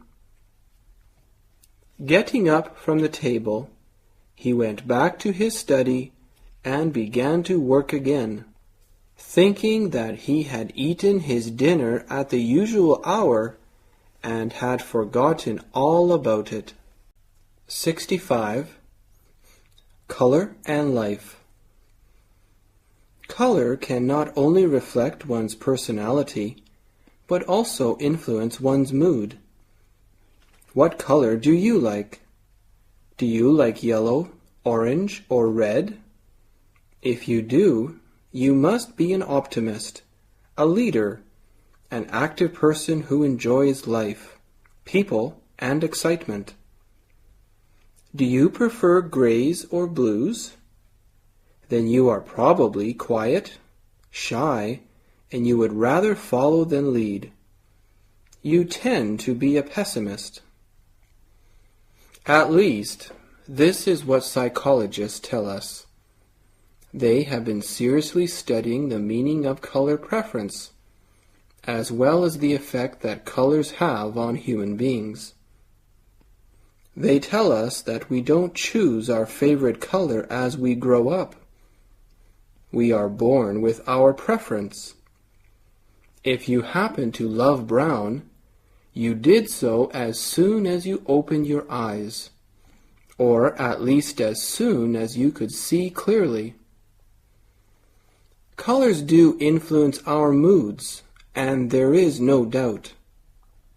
A yellow room makes most people feel more cheerful and more relaxed than a dark green one.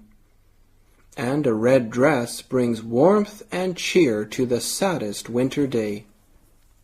On the other hand, black is depressing. A black bridge over the Thames River near London used to be the scene of more suicides than any other bridges in the area, until it was repainted green. The number of suicide attempts immediately fell sharply. Perhaps they would have fallen even more if the bridge had been done in pink or baby blue. 66. Human brain. Man has a big brain. He can think, learn, and speak. Scientists used to think that men are different from animals because they can think and learn. They know now that animals can learn. Dogs, rats, birds, and worms can learn. So scientists are beginning to understand that men are different from animals because they can speak. Animals cannot speak. They make noises when they are afraid, or angry, or unhappy. Apes are our nearest cousins. They can understand some things more quickly than human beings, and one or two have learned a few words. But they are still different from us. They cannot join words and make sentences. They cannot think like us because they have no language. They can never think about the past or the future. Language is a wonderful thing. Man has been able to develop civilization because he has language. Every child can speak his own language very well when he is 4 or 5. But no animal learns to speak. How do children learn? Scientists do not know. They only know that man can speak because he has a big brain. 67. A tidal wave. A tidal wave is a very large and very destructive wall of water that rushes in from the ocean toward the shore. Many scientists call these huge waves tsunami. In Japanese, tsunami means storm wave. But do you know that tidal waves are not caused by storms, and that they are not true tides at all? A true tide is the regular rise and fall of ocean waters at definite times each day, but a tidal wave comes rushing in suddenly and unexpectedly. A tidal wave is caused by an underwater earthquake. Scientists call the underwater earthquake a seaquake. The word seaquake is made up of two words, the word sea, which means ocean, and the word quake, which means to shake or to tremble. When a seaquake takes place at the bottom of the ocean floor shakes and trembles, and sometimes the ocean floor shifts. It is this shifting that produces the tidal wave. The tidal wave begins to move across the sea at great speed. Tidal waves have taken many human lives in the past. Today, scientists can predict when a tidal wave will hit land. They use a seismograph to do this. A seismograph is an instrument that records the strength, the direction, and the length of time of an earthquake or seaquake. It is not possible to hold back a tidal wave, but it is possible to warn people that a tidal wave is coming. This warning can save many lives. 68. Clouds. A cloud consists of tiny drops of water or ice crystals or floats in the air. Clouds are grouped into classes according to their height above the ground. There are three major groups of clouds. There are low clouds, middle clouds, and high clouds. The low clouds float less than 6,000 feet or 1,800 meters above sea level. There are two kinds of low clouds. The two kinds of low clouds consist of stratus and stratocumulus clouds. The stratus clouds cover the sky like a white blanket. They bring rain or snow.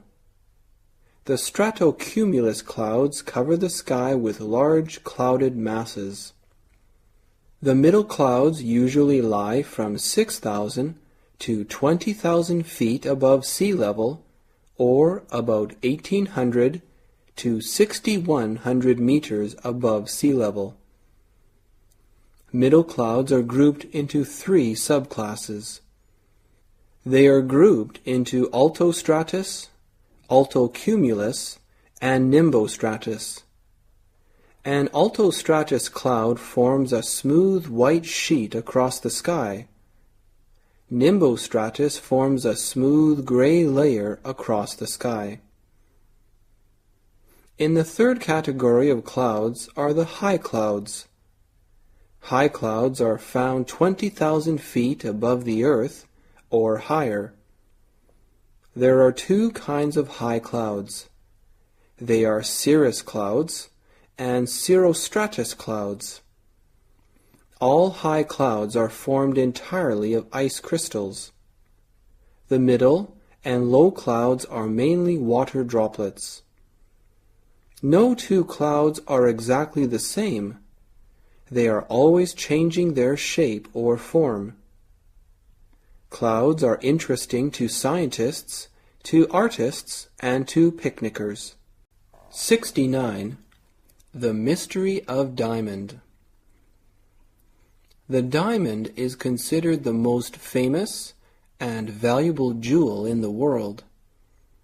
Diamonds were made as a result of great volcanic heat and pressure. A volcano is a mountain with a hole in the top. When a volcano is very active, it sometimes explodes and causes great damage.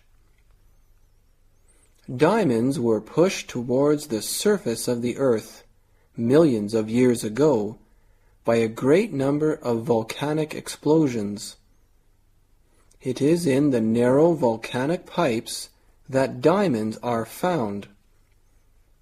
They are also found among the sand and stones of certain riverbeds, and a few places on the floor of the sea, for they are washed down the mountainsides by the rain. Diamonds are very rare.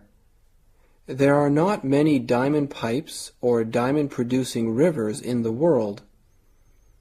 During the last century, adventurers from Europe went to Brazil because they had heard that there are diamonds in the river Amazon.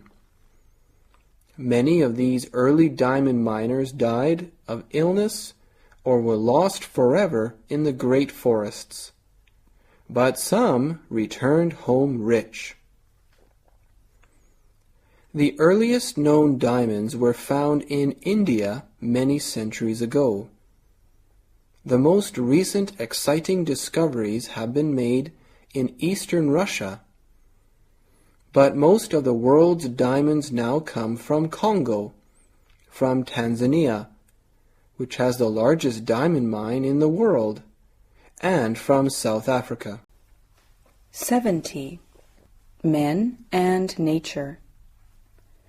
Our environment is being polluted faster than nature and man's present efforts can prevent it. Time is bringing us more people, and more people will bring us more industry, more motor vehicles, large cities, and the growing use of man-made materials.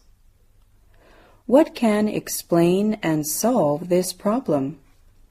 The fact is that pollution is caused by man, by his desire for a modern way of life. We make increasing industrialization our chief aim. For its sake, we are willing to sacrifice everything: clean air, pure water, good food, our health, and the future of our children. There is a constant flow of people from the countryside into the cities, eager for the benefits of modern society. But as our technological achievements have grown in the last 20 years, so pollution has become a serious problem. Isn't it time we stop to ask ourselves where we are going and why? It reminds me of the story about the airliner pilot who told his passengers over the loudspeaker, "I've some good news and some bad news. The good news is that we're making rapid progress at 530 miles per hour. The bad news is that we're lost and don't know where we're going. The sad fact is that this becomes a true story when applied to our modern society. 71. Air. The earth is surrounded by a large quantity of air called the atmosphere. This atmosphere, which is about 900 kilometers thick, exists everywhere. Without it, the earth would be too hot in the day and too cold at night. All living things on earth are dependent on air. We can live on for a few days without food and water, but we cannot live for more than a few minutes without air. When we are working or running, we need more air, so we breathe faster than usual. When we are asleep, we need less air, so we breathe slower. Fresh air can make people energetic and healthy. Dirty air, on the other hand, can make people sick or even cause death. But it is a pity that the air is now seriously polluted. Many factories in big cities send smoke and other harmful chemical substances into the air. Cars and buses in the streets also give out their exhaust.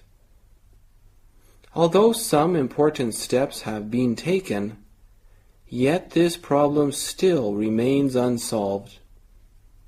We sincerely hope that we will never see the black smoke in the sky in the near future. 72. The protector of nature.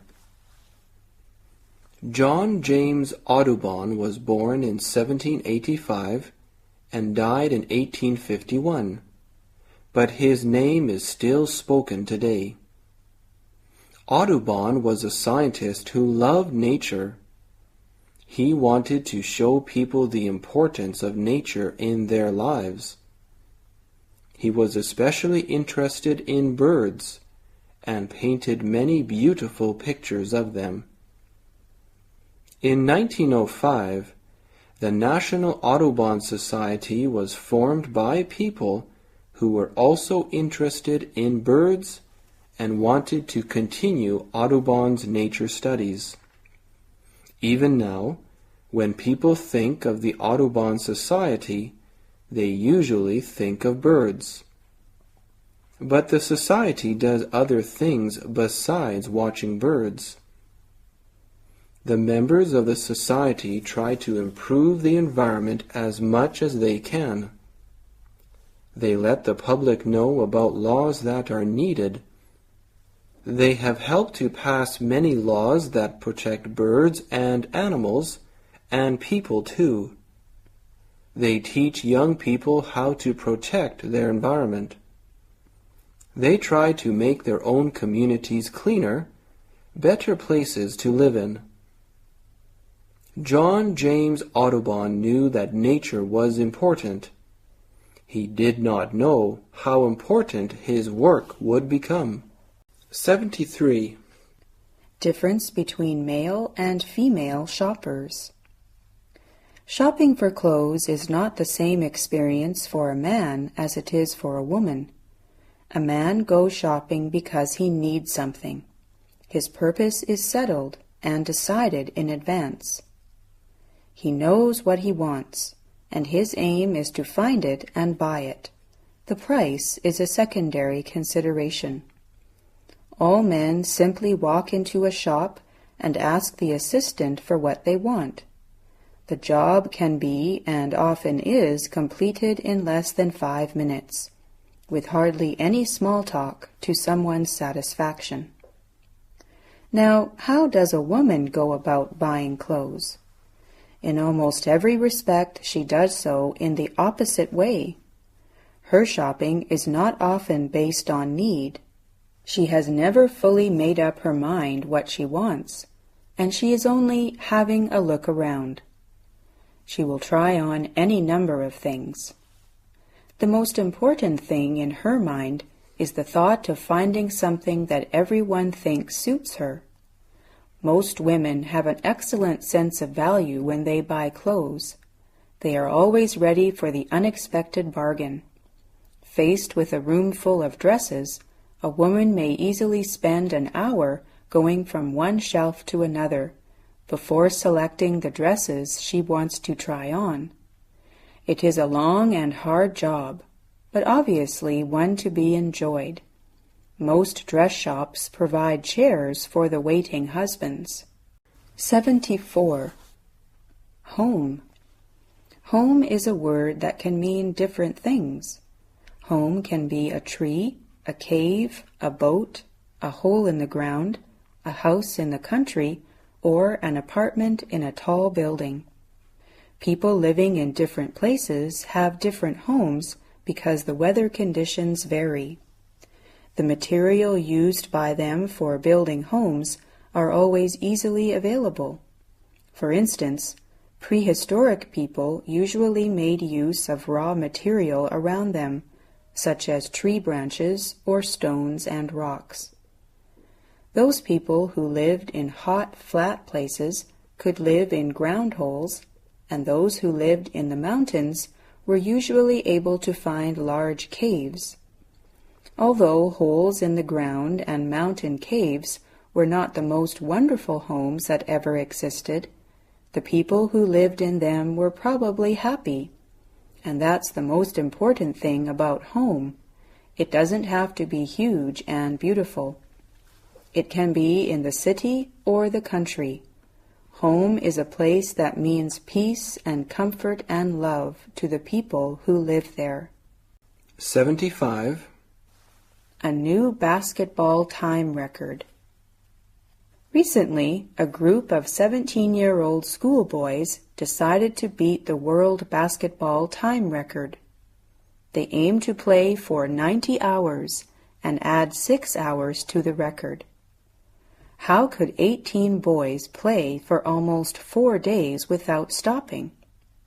The boys decided that each person would play for 2.5 hours and then rest for 2 hours. They had to be able to sleep near the basketball hall, and they needed hot food and drink day and night. Finally, they started at 6 o'clock one evening. The first night was very hard for the players. When it was their turn to rest, they were too excited to fall asleep at once. After sleeping for a short time, they had to play again.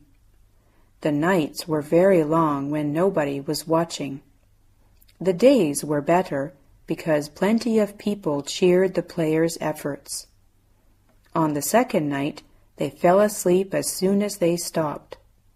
Some of them had trouble with their hands and feet, but the only serious problem was a mental one. Each boy was thinking, "What am I doing here? How can I play any longer?" After the third night, the players knew they could finish the 90 hours.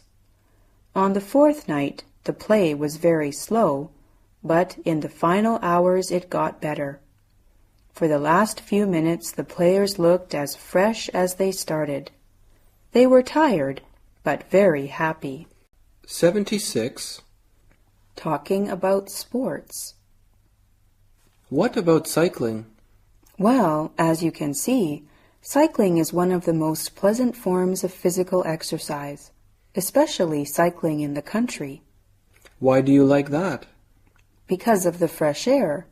Besides, cycling tests our endurance. What about country sports? Do you like them? Do you mean sports like hunting, shooting, and fishing? Yes. I don't approve of killing animals for sport, and I don't approve of boxing and bullfighting either. I don't call these real sports. Lots of people would disagree with you. No doubt, but I still don't like them. What about aquatic sports? Do you like sailing? Yes, it's a marvelous sport. I also like swimming, and I'm very fond of rowing. For me, the great sporting event of the year is the boat race. I watch that every year with great pleasure. So do I. 77. Food. People in different parts of the world have different ideas about what is good to eat.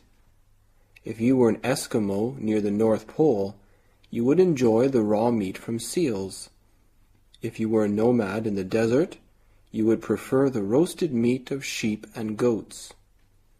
Americans cook the meat of many different animals, but perhaps their favorite meal is steak. Americans also eat a lot of chicken, as well as fish and other foods from the sea. Some people in India do not eat beef at all. People in different parts of the world also have different ideas about what is good to drink. Among the population in Northern Europe and in the Middle East, some people put cream and sugar in their coffee. But in the United States, many people drink their coffee black, that is, without cream or sugar.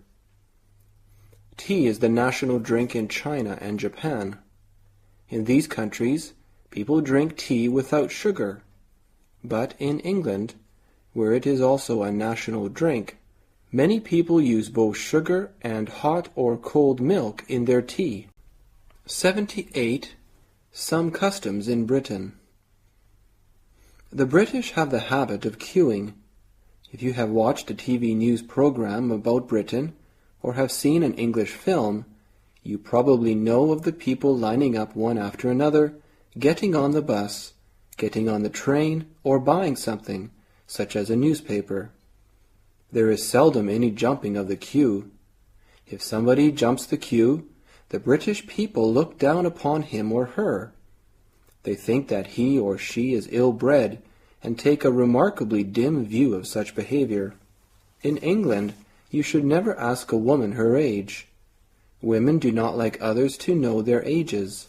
They think it is very impolite of you to ask their ages. Don't try to bargain in Britain when you do shopping. The British do not expect or welcome bargaining. Sometimes they consider it losing face. If it is a question of some expensive artwork or a large quantity of antique furniture or silver, you might try to work out a sensible overall price with your salesman. The British people seldom bargain. They just buy what they want at what they think a reasonable price and take such a practice for granted. 79. When a baby is born.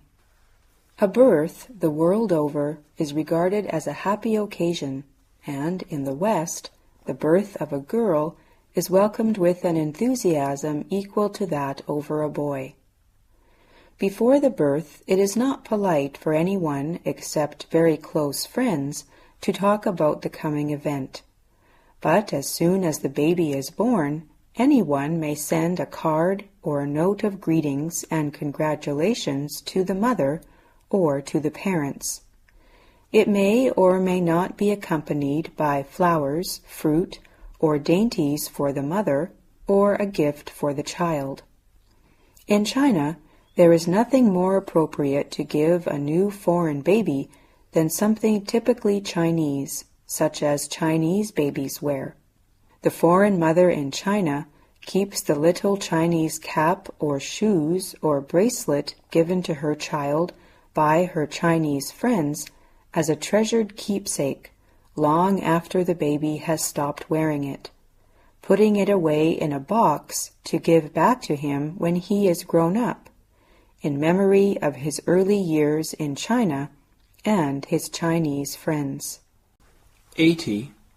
Ladies first. The forms of respecting the weaker sex that social custom keeps as treasures might be called the respecting ploy. The apparent function of the ploy is to proclaim the moral superiority of women by giving them benefits once reserved for royalty. Giving up one's seat, opening doors, pulling out chairs, and rising when a woman enters the room. The ploy's hidden intention, however, is quite different.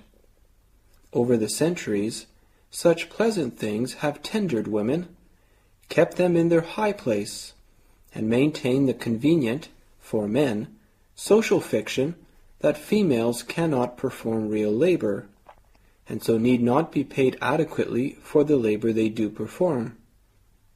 If the little woman cannot open a door for herself, it's certainly not necessary to make her salary more than 60% of a man's. The effect of the respecting ploy was not, of course, always obvious. In the days when the ploy was used most widely, the females to whom these social courtesies were extended did not, in fact, know how to work. As the daughters of wealth, their function was to manage the fortunes their husbands earned. Women who worked were by definition members of the lower ranks morally as well as socially. It is not an accident that the expression working girl, which today means a professional prostitute, recently meant any woman with a job. 81. Comfortable distance between people. Unconsciously, we all keep a comfortable distance around us when we interact with other people. This space between us and another person forms invisible walls. The amount of space changes depending on the nature of the relationship. For example, we are usually more comfortable standing closer to family members than to strangers. Personality also determines the size of the area with which we are comfortable when talking to people. Introverts often prefer to interact with others at a greater distance than do extroverts. Cultural styles are important too. A Japanese employer and employee usually stand farther apart while talking than their American counterparts. Latin Americans and Arabs tend to stand closer than Americans do when talking. For Americans, the usual distance in social conversation ranges from about an arm's length to 4 feet. Less space in the American culture may be associated with either greater intimacy or aggressive behavior. The common practice of saying, "Excuse me," for the slightest accidental touching of another person reveals how uncomfortable Americans are if people get too close. In cultures where close physical contact is acceptable and even desirable, Americans may be perceived as cold and distant. 82. Manners matter. Good manners are knowing the right thing to do and say at the right time. If you have good manners, you will have more fun when you are with people. This is true whether you're at school or going out to dinners or on board a bus. Good manners make a big difference in your social life. Manners are important for both men and women and are very practical. Sometimes manners can count more than anything else in the first impression you make. They help you to make new friends and to get along well with people. Good manners such as a nice smile, a cheerful hello, or a short thank you reveal your good breeding and help clear up misunderstanding. You'll not get along very well without good manners, because good manners are willingly accepted by the public, while bad manners are disliked everywhere. Good manners need constant development. You should always observe and learn good manners from other people in different situations. What's more, you must also practice good manners yourself and keep it until they become part of you. 83. Is that your brother? The man standing near the table?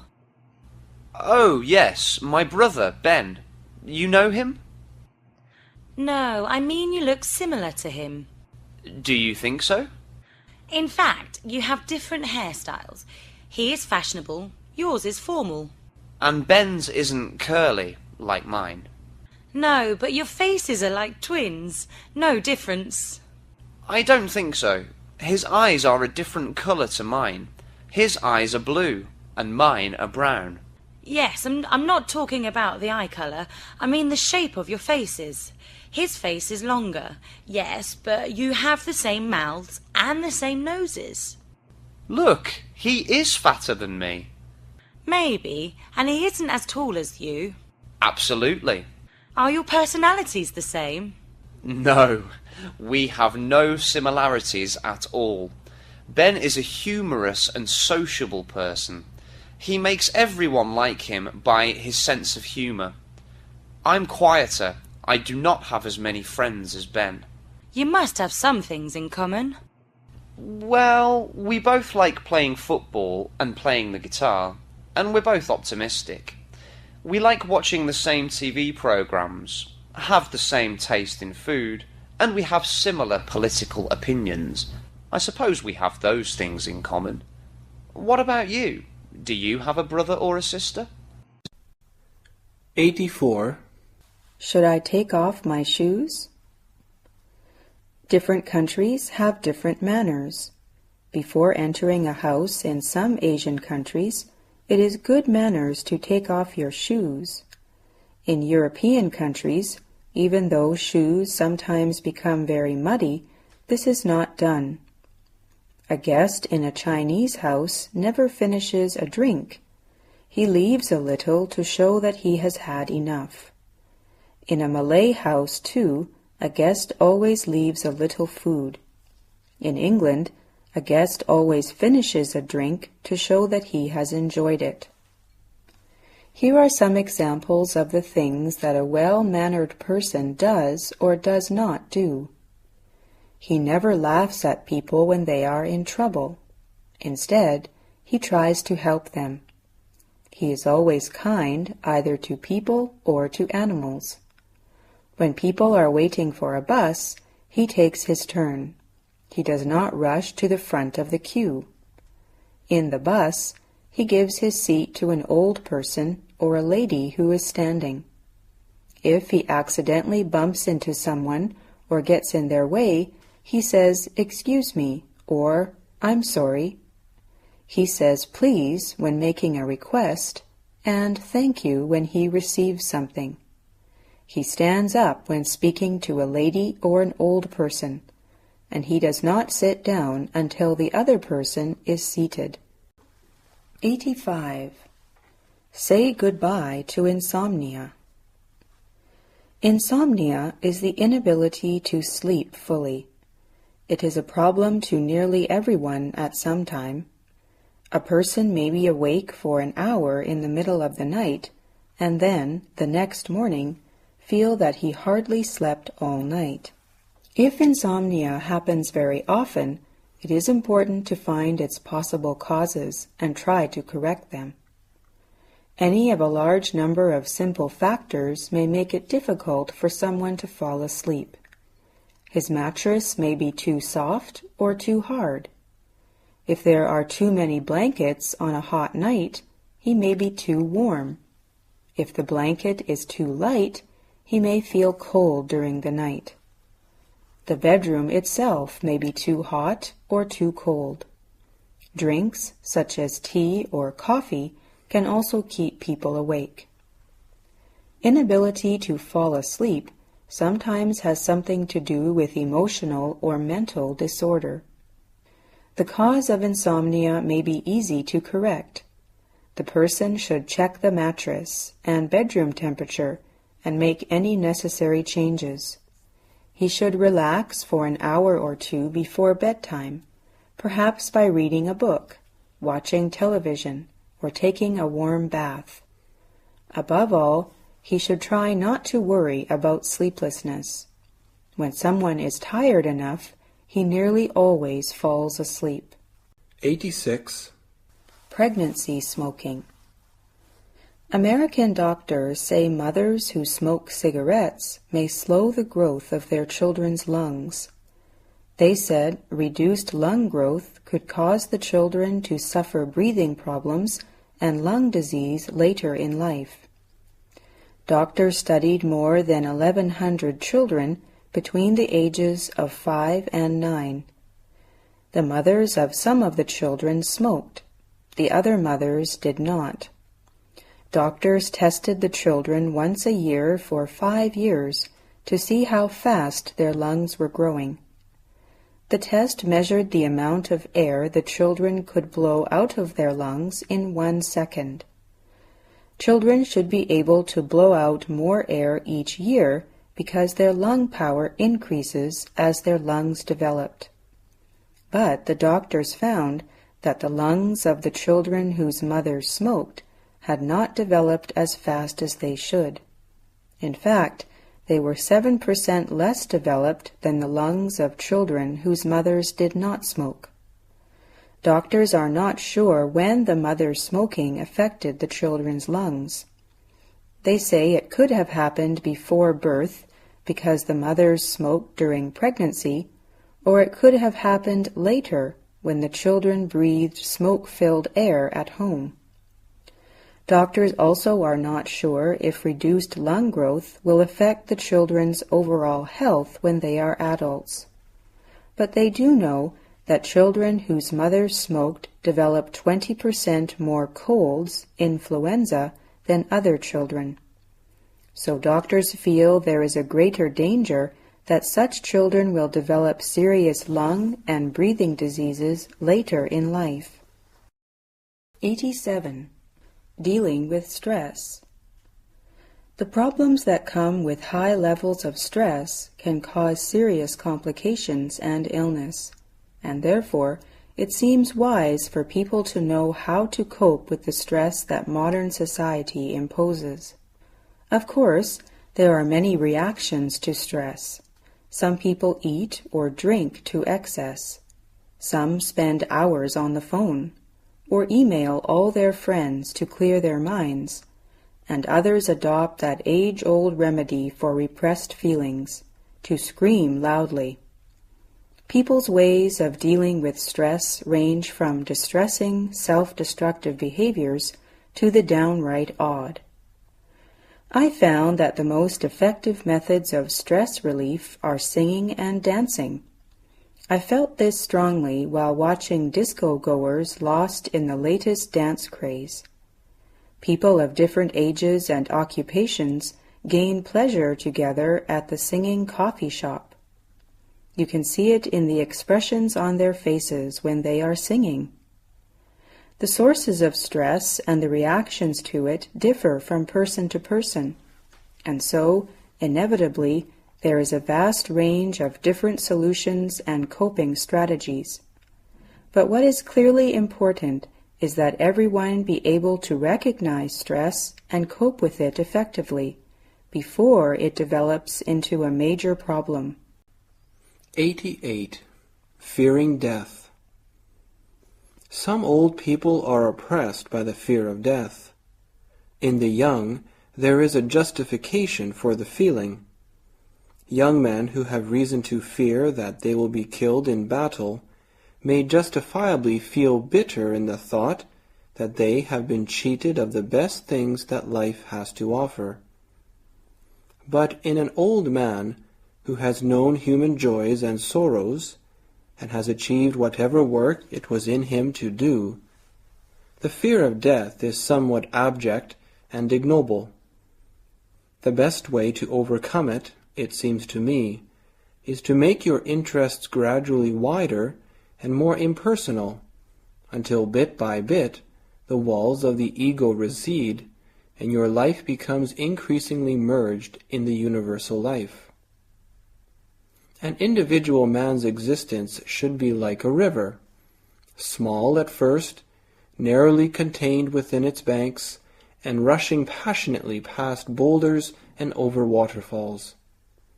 Gradually, the river grows wider, the banks recede, the waters flow more quietly, and in the end, without any visible break, they become merged in the sea and painlessly lose their individual being. The man who, in old age, can see his life in this way will not suffer from the fear of death, since the things he cares for will continue. And if with the decay of vitality, weariness increases, The thought of rest will not be unwelcome. I should wish to die while still at work, knowing that others will carry on what I can no longer do, and content in the thought that what was possible has been done. 89. On drugs. People's attitudes toward drugs vary from person to person. Some regard them as miracles. Others think of them as dangerous. Then what is the sensible attitude toward drugs? I think the first thing to think about is the difference between drugs and wonder drugs. The major diseases threatening Americans today are cancer, stroke, high blood pressure, etc. Against them, the doctor's bag of tricks is limited. He has no wonder drugs. So the first important lesson is not to expect too much from drugs. If you can accept the fact that the war against many of our most devastating diseases is, at best, a holding operation rather than an inevitable triumph, it will do a great deal to ease your own life as well as that of your doctor. Too many patients exert great pressures on doctors to prescribe for every syndrome, even when such treatment is unwanted or dangerous. Unfortunately, the medical profession is guilty of taking part, to a certain degree, in the wrongful action. The patient who demands a shot of penicillin for every sniffle and sneeze may be given the injection by a reluctant physician because he is certain that if he does not, the patient will search until he finds a doctor who will. 90. Dream. People dream 4 to 6 times a night. They dream while they are in the REM stage of sleep, which means rapid eye movement stage in one sleep. Sleepers go into the REM stage about every 30 minutes. The first dream of the night may last about 10 minutes. Each dream goes a little longer. The last dream of the night may be an hour long. People need their dreams. Younger children spend more time dreaming. Babies spend almost half of their sleep in the REM stage. One experiment showed that everyone needed to dream. Doctors gave some people sleeping pills. These sleeping pills didn't let them go to REM sleep. After a few nights without dreams, they began to feel bad. They became angry easily, they worried a lot, and they wanted to fight with everyone. Then they stopped taking the sleeping pills. They all began to dream all night for a few nights to catch up. Why do people dream? Dreams give them time to find the answers to some of their problems. If they think they will have difficult problems the next day, they may spend more time on REM sleep the night before. In their dreams, they may find an answer to their problems. 91. Healthy eating. In the Western world, people used to be greatly dependent on convenience foods, frozen peas, tinned meat and fish, ready-to-eat meals from the supermarket, anything which is quick to prepare, looks more or less appetizing, and satisfies the immediate hunger. Increasingly, over the past decade, people have become aware of the need to change their eating habits, for much of the particularly processed food they eat is not good for the health. As a result, natural foods, foods that do not contain chemical additives and have not been affected by chemical fertilizers, are gaining a growing popularity among health-aware people. Natural foods, for example, are vegetables, fruits, and grains having grown in soil that is rich in organic matter. This soil has been nourished by unused vegetable matter, which provides it with essential vitamins and minerals. This in itself is a natural process compared with the use of chemicals and fertilizers, the main purpose of which is to increase the amount rather than the quality of foods grown in commercial farming areas. Natural foods also include animals which have been fed and allowed to move freely in healthy pastures. Compare this with what happens in the mass production of poultry. There are computer monitoring farms where thousands of chickens live together and are fed on food which is little better than rubbish. Chickens kept in this way are not only tasteless as food, but also produce eggs lacking vitamins. 92. There are many popular leisure time activities, but one of the most enjoyable is family time. Most people enjoy being with their families. There are many things to do with your family too. Families can go to the movies, travel, visit museums, and play sports together. The most common family activity is probably camping. Many families like camping. It is a chance for the whole family to work together. They can stay in the wild. Children collect dry wood for the fire. Their parents set up the tents. Then the whole family gathers around the fire. They enjoy a special meal together. Then they set off into the woods with a compass and a map. After hiking the trails, everyone gets a fishing pole. Each person casts the fishing line out into the river. Who gets the biggest fish? It's a great contest. Later, the children clean the fish by the river. They take the scales off the fish. Mum fries the fish over the campfire. Dad cleans up when everyone finishes. You don't want wild animals coming to eat your leftovers. Then everyone goes into their tents for a restful night. While there are many things that families can do together, camping is probably the most exciting. 93. An open university. Some students at the Open University left school 20 years ago. Others are younger, but all must be at least 21 years old. This is one example of how the Open University is different from all other universities. Its students must either work full-time or be at home all day, for instance, mothers of families. They don't have to pass any examinations before they are accepted as students. This is why the university is called open. The university was started in order to help a known group, people who missed having a university education when they were young. The first name for the Open University was the University of the Air. The idea was to teach on the air, in other words, on radio and television. Most of the teaching is done like this. Radio and television have brought the classroom into people's homes. But this, on its own, is not enough for a university education.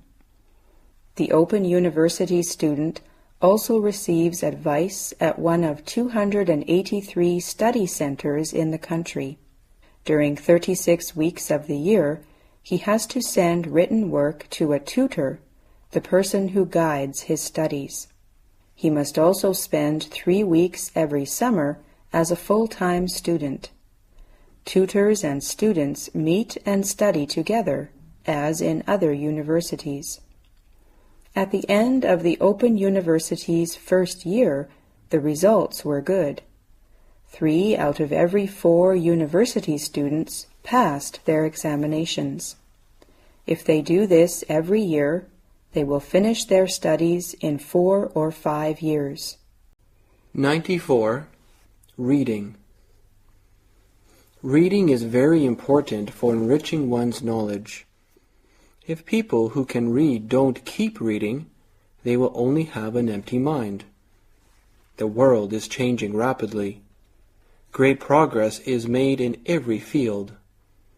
Different people have different experiences and opinions about everything. All these can be written in books. The books are treasures of human race. Reading makes people not only wise, but also informed. There are so many books in the world. Even if a person read all his life and didn't do anything else, he couldn't read all the books published. On the other hand, some books are not useful. Some books are even harmful. Therefore, it is quite necessary for everyone who begins to read to choose good books. The books chosen should be beautiful in both content and language. Another thing that one should pay attention to is the method used when reading books. Some books that are useful to one's profession should be read attentively and repeatedly. If the book belongs to the person, he can even make marks in the margin of each page, writing down his own opinions. Some books are only fancy stories, and we can just read them in our leisure time. In this way, we can obtain and enjoy what is interesting from most of the books we read. 95. My first day at college.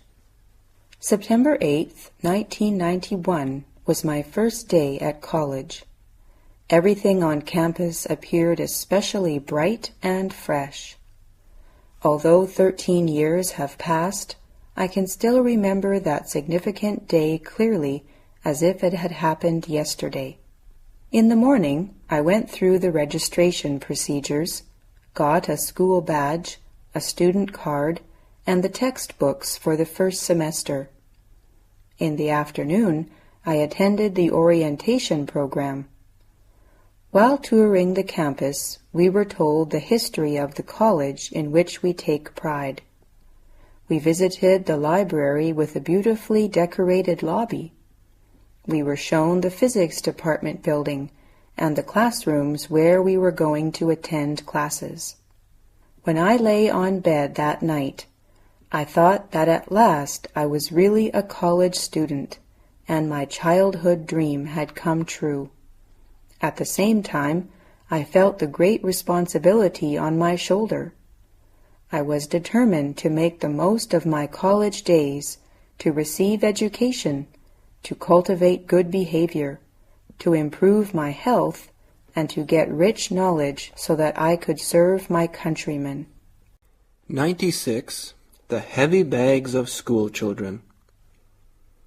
Have you noticed that the students' bags are growing heavier and heavier, including not only those of the middle school children, but also those of the primary school children? What are inside these bags? In addition to textbooks, there are various kinds of reference books and exercise books bought both by the teachers and the parents.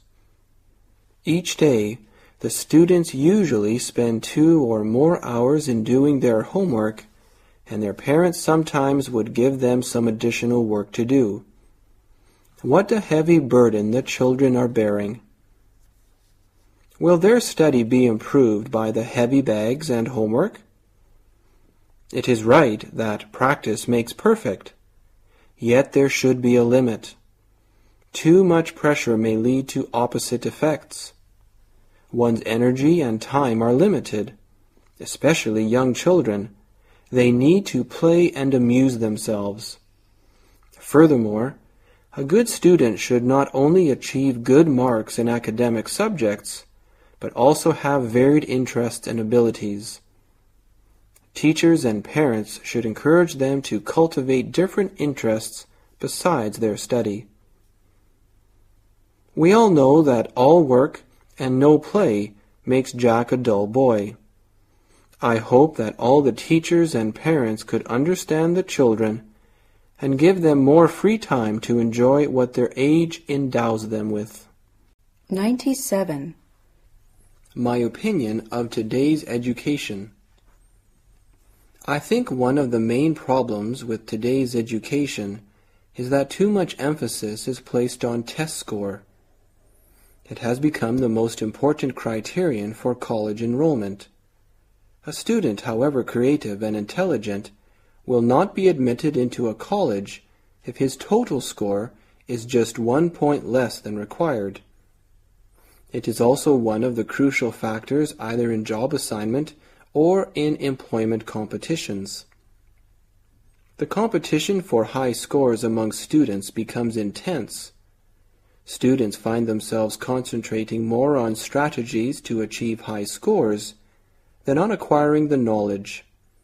They will play tricks on some courses, skip over the substance which will not be tested on, even pamper teachers for hints on upcoming exams. Teachers are apt to give their students high scores. As their job is judged mainly by the students' performance in terms of scores, some teachers tend to set easy papers to test their students on or narrow down the scope of the exam. Some teachers even leak accidentally the exam questions or lower their criterion of scoring.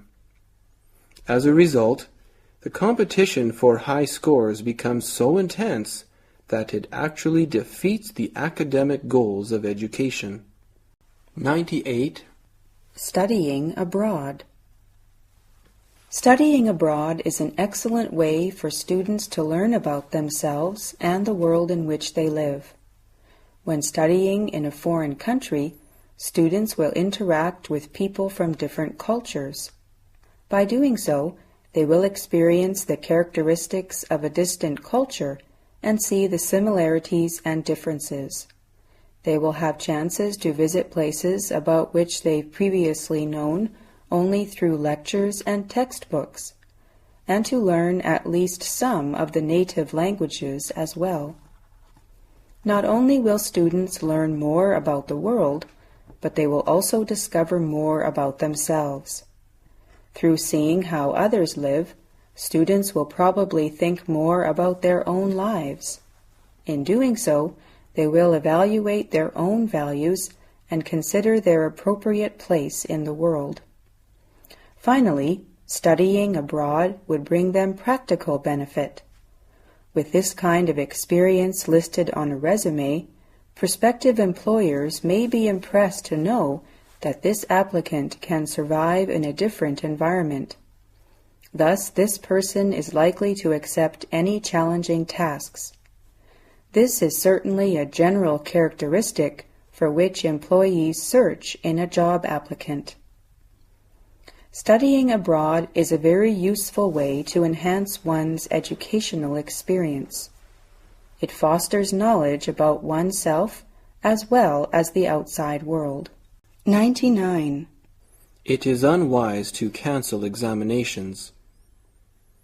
As the calling for a quality-oriented educational system is getting increasingly strong, the cancellation of exams has found a good number of advocates who tend to base their opinion on the fact that tests don't tell the whole story. As a teacher of 10 years professional experience, I have found that a student who earns good marks is generally a good student, and that a student's final mark in a subject is usually a grade average of the year's work. Of course, there are exceptions, but they do not have the frequency that would give an unfair picture of a student's ability. Besides, there is no acceptable substitute for competition and examination of quality. How can teachers and future employers determine what a student has learned and remembered? Should we simply take the student's word for it? Any institution that liberates students from fair exams is misguided, if not ignorant. When all is said and done, I sense that a fear of failure and a fear of unpleasant comparison with others is at the bottom of most ban exams talk. Excellence and quality fear nothing. On the contrary, they seek competition and desire the satisfaction of being the best. 100. Practice makes perfect. We all know that practice makes perfect is a very popular saying, both in Chinese and in English.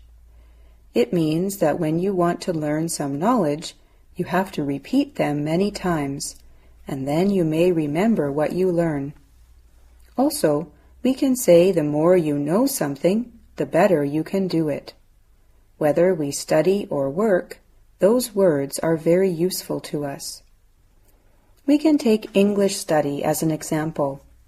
When we want to learn some new words or some good sentences by heart, we will read them and write them again and again until we can recite them. Sometimes it will take up a lot of time for us to remember, but once we remembered, we can use them skillfully. Whereas, when you are afraid that you cannot remember some words, and you do not want to try your best, you will not remember them well. However, when you take an English examination and come across some words, meanings, and usage you don't understand, what will you feel at that time? You must feel regret.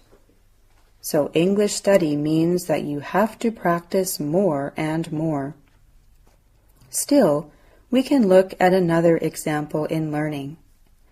When we have heard the same story for many times, we can remember it very well, and we can recite it to others. At the same time, we can also imagine some stories according to what we have heard. So, in our study and life, we should bear in our minds the sentence, "Practice makes perfect." In this way, we can study well and live a better life. 101. So, Michael, what sport do you play? I play badminton, football, boxing and tennis, but football is my favourite because it's a team game, so you can play it with your friends and enjoy teamwork. It is quite a competitive game as well, right? Yeah, it's a competitive game, and that's another reason why I really enjoy it. I know it is really exciting to watch a football match. Is it exciting to play it? Yeah, definitely. Run, pass, kick and score. Oh, that's wonderful. Where do you play then? I play at local stadiums and sort of play in international youth football tournaments around Asia. You mentioned you played in international youth tournaments. Now do you do quite well in the tournaments? Yeah, I've played for Hanoi Youth Football Club and we've got through to the semi-finals of different Vietnam tournaments. And for under 19, my other football team, we've actually won a few championships. So, yeah, I've done quite well. Oh, well done. What are the important qualities of a football player? Well, first of all, you need to have the knowledge of the game, the skill, mental ability, and fitness. What do you mean by the skill? The player should have good vision to receive and to pass the ball well. A good player will be able to maintain technical efficiency while they are under pressure. Pressure? Yes, the pressure is from the movement of the ball, the time, and the competitiveness of the other side. It sounds like playing football is easy to get injured. Yes, we've learnt many ways to prevent football injuries. Yes, all right. So how often do you play football then, Michael? Well, during the season, which is about September to June, I play 4 times a week. 2 of those are trainings and 2 of those are matches. 102. The written test. The written test is an effective way of measuring a learner's competence. Every year, tens of thousands of students take part in the entrance examination in the written form for admission to college. Many others take part in written tests for getting a job for further study. Generally speaking, people are satisfied with this form of test because it is fair to all and can be well prepared.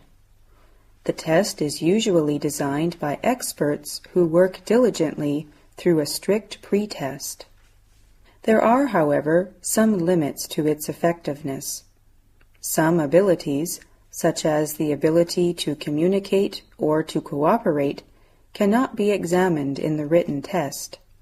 Yet these abilities are of extreme importance.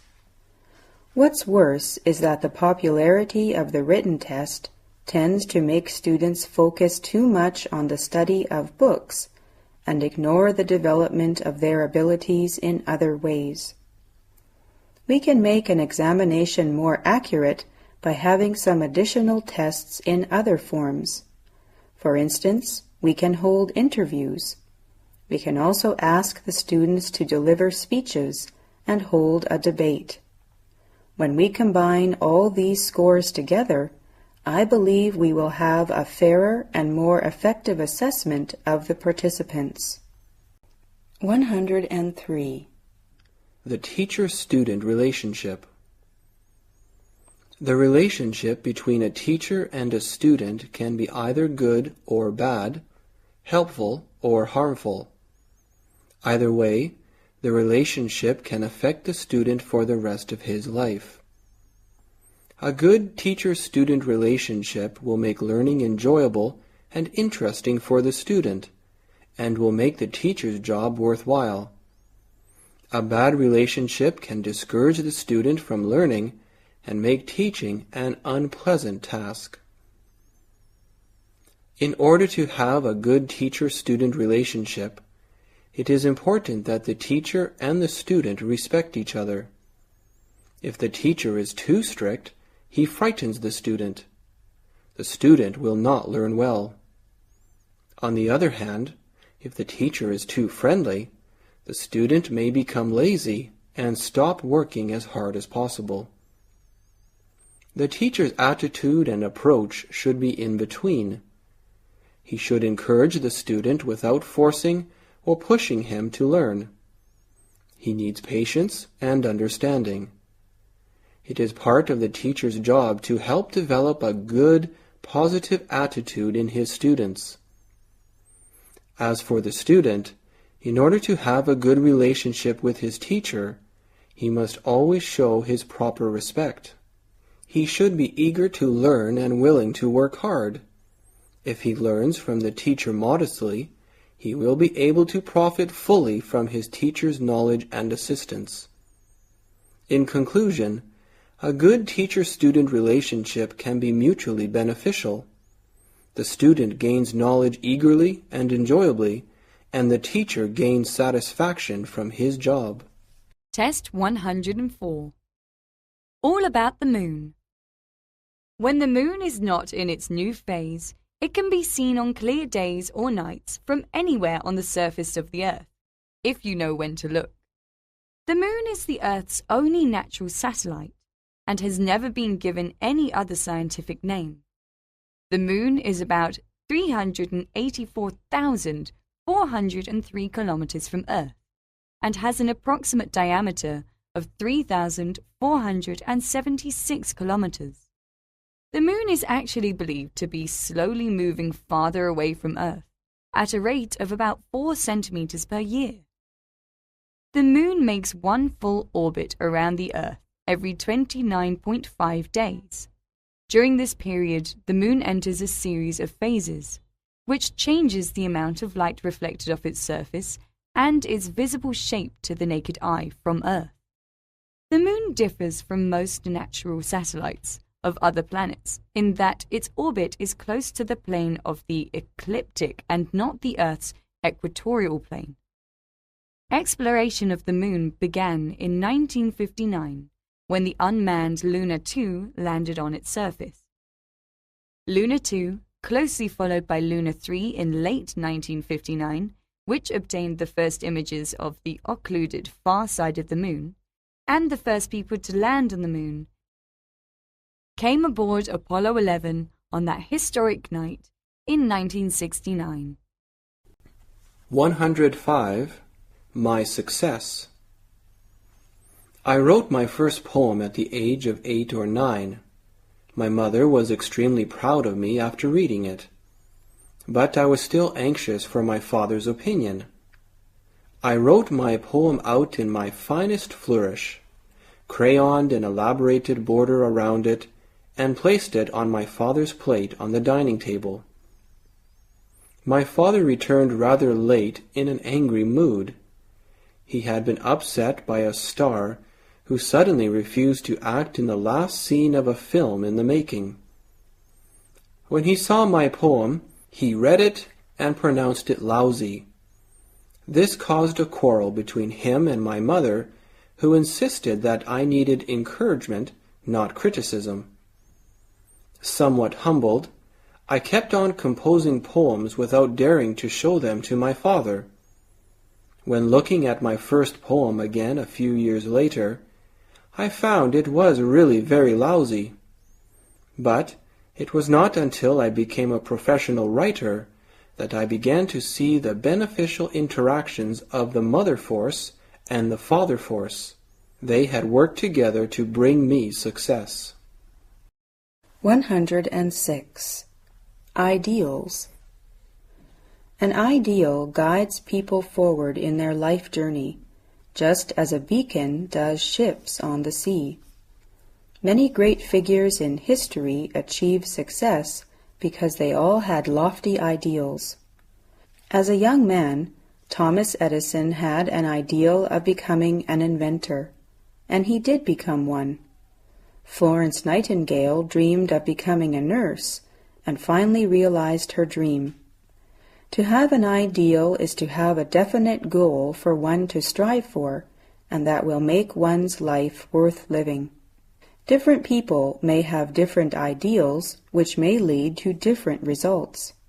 Many cherish peace, freedom, the prosperity of their nation, or the happiness of mankind. Their lofty ideals provide them with endless courage and energy to overcome difficulties and ensure their final happiness and success. Some people place money above everything else, and others take power as their ultimate goal. To realize their vulgar dreams will result in crime and degeneration. So it is important for one to have an ideal, but it is more important to have a good and lofty ideal, because only by fostering such an ideal and continuously striving for it can one ultimately lead a life of true value. 107. The use of dictionaries. Today, I'd like to talk to you about dictionaries because most of you have them, but don't use them very often. Whenever I ask people what a dictionary is for, they almost always say that it's to find the meaning of a word. That's only a small part of the answer. Sure, a dictionary will tell you the meaning of a word, but it will also give you an example to show you how the word is used in a sentence. It also tells you how to pronounce the word if you already know the meaning of the word. And this is very important, because if you can't say a word correctly, no one will understand you. Now think about when you are writing about something. Are you always sure about the spelling of every word? If not, what do? Do you write it the way you think it is spelt and hope it is correct? Or do you wait for someone to tell you the spelling? Or do you look for another word to use instead? What you should do is to open your dictionary and check to see your spelling is correct. If it isn't correct, think of another way a word might be spelt and check it out. Through guessing and checking, you will find the right spelling. 108. We need to broaden our knowledge. Our civilization is mainly attributed to the progress of science and technology. It is generally accepted that science and technology are the primary productive force. The development of our society is much more dependent on new science and technology than ever before, and it is hard to imagine what our life would be like without them. On the other hand, social sciences construct our spiritual buildings and make our life more diverse and meaningful. Natural sciences, no matter how advanced, cannot develop further without direction of philosophy and ethics, two chief branches of social sciences. In modern society, the relationship between social sciences and natural sciences has become more and more close, which leads to the emergence of many subjects. Therefore, as college students, we should learn any kind of knowledge as much as we can, not only to widen our horizon, but also to meet the requirements of modern society. With extensive knowledge, we can achieve our goals fully and make contributions to our country and the progress of the civilization of human beings. 109. Observe and learn. When young people get their real jobs, they may face a lot of new, confusing situations. They may find that everything is different from the way things were at school. It is also possible that they will feel uncomfortable in both professional and social situations. Eventually, they realize that university classes can't be the only preparation for all of the different situations that appear in the working world. Perhaps the best way to learn how to behave in working world is to identify a worker you admire and observe his behavior. In doing so, you'll be able to see what it is that you admire in this person. For example, you will observe how he acts in a trouble. Perhaps even more important, you will be able to see what is his approach to everyday situations. While you are observing your colleague, you should be asking yourself whether his behavior is like yours, and how you can learn from his response to a different situation. By watching and learning from a model, you will probably begin to identify and get good working habits. 110. Introduction of the Workbook. Hello, I'm Judy Henderson. Before we start our first lab, I'd like to tell you a little bit about the workbook we will be using. The first thing I'd like to point out is that the workbook contains a very large amount of material, far more than you could ever handle in a single semester. What you're supposed to do is to choose the experiment and activities that you want to do within a certain framework. Of course, part of my job is to help you make your choices. Next, I'd like to mention that in each workshop chapter, there are usually 2 subsections. The first is called experiments, and the second is called activities. In the experiment section, the workbook gives full instructions for all the experiments, including alternative procedures. You may use the procedures as you will on the basis of available equipment or personal preference. In the activities section, you will find suggestions for many experiments, exercises, and projects that you can do on your own time. You'll see that there are usually no detailed instructions for the activities. You are supposed to do them your own way. Okay, let's turn to Chapter 1 now. 111. So, what are you going to do this summer? Well, I'm probably going to go on vacation with my family for a week, but I think that I should get a summer job because I need to get some money. Actually, I haven't decided yet. What about you? I'm going to Thailand for the summer. I'm going to work as a waitress in a Thai restaurant for 2 months. Really? That sounds great. Is it a full-time job? Yes. Actually, the work won't be very interesting. It'll be mostly taking orders, serving food and drinks, and dealing with bill payments. My manager is so generous to offer me $800 a month. Great! I wish I could get a job with such a high salary like that. It'll be like a holiday, but you'll be earning money too. Yes, it's a chance to go abroad and maybe meet some new people. I think that I won't be under job pressure because my hours are 5 hours per day, so I'll have plenty of time during the day to go walking. How did you find out about it? I read about it in a book called Summer Work Abroad. It tells you about all kinds of different jobs in different places. You can work as a shop assistant in Bangkok. They need people who can speak English well. Oh, I like the sound of that. Yes, of course, the problem with that sort of work is that it is a part-time job, so you're paid hourly. And if you like it, you should apply now. Oh, I haven't decided yet. You know, within just 2 days, we have received more than 200 applications.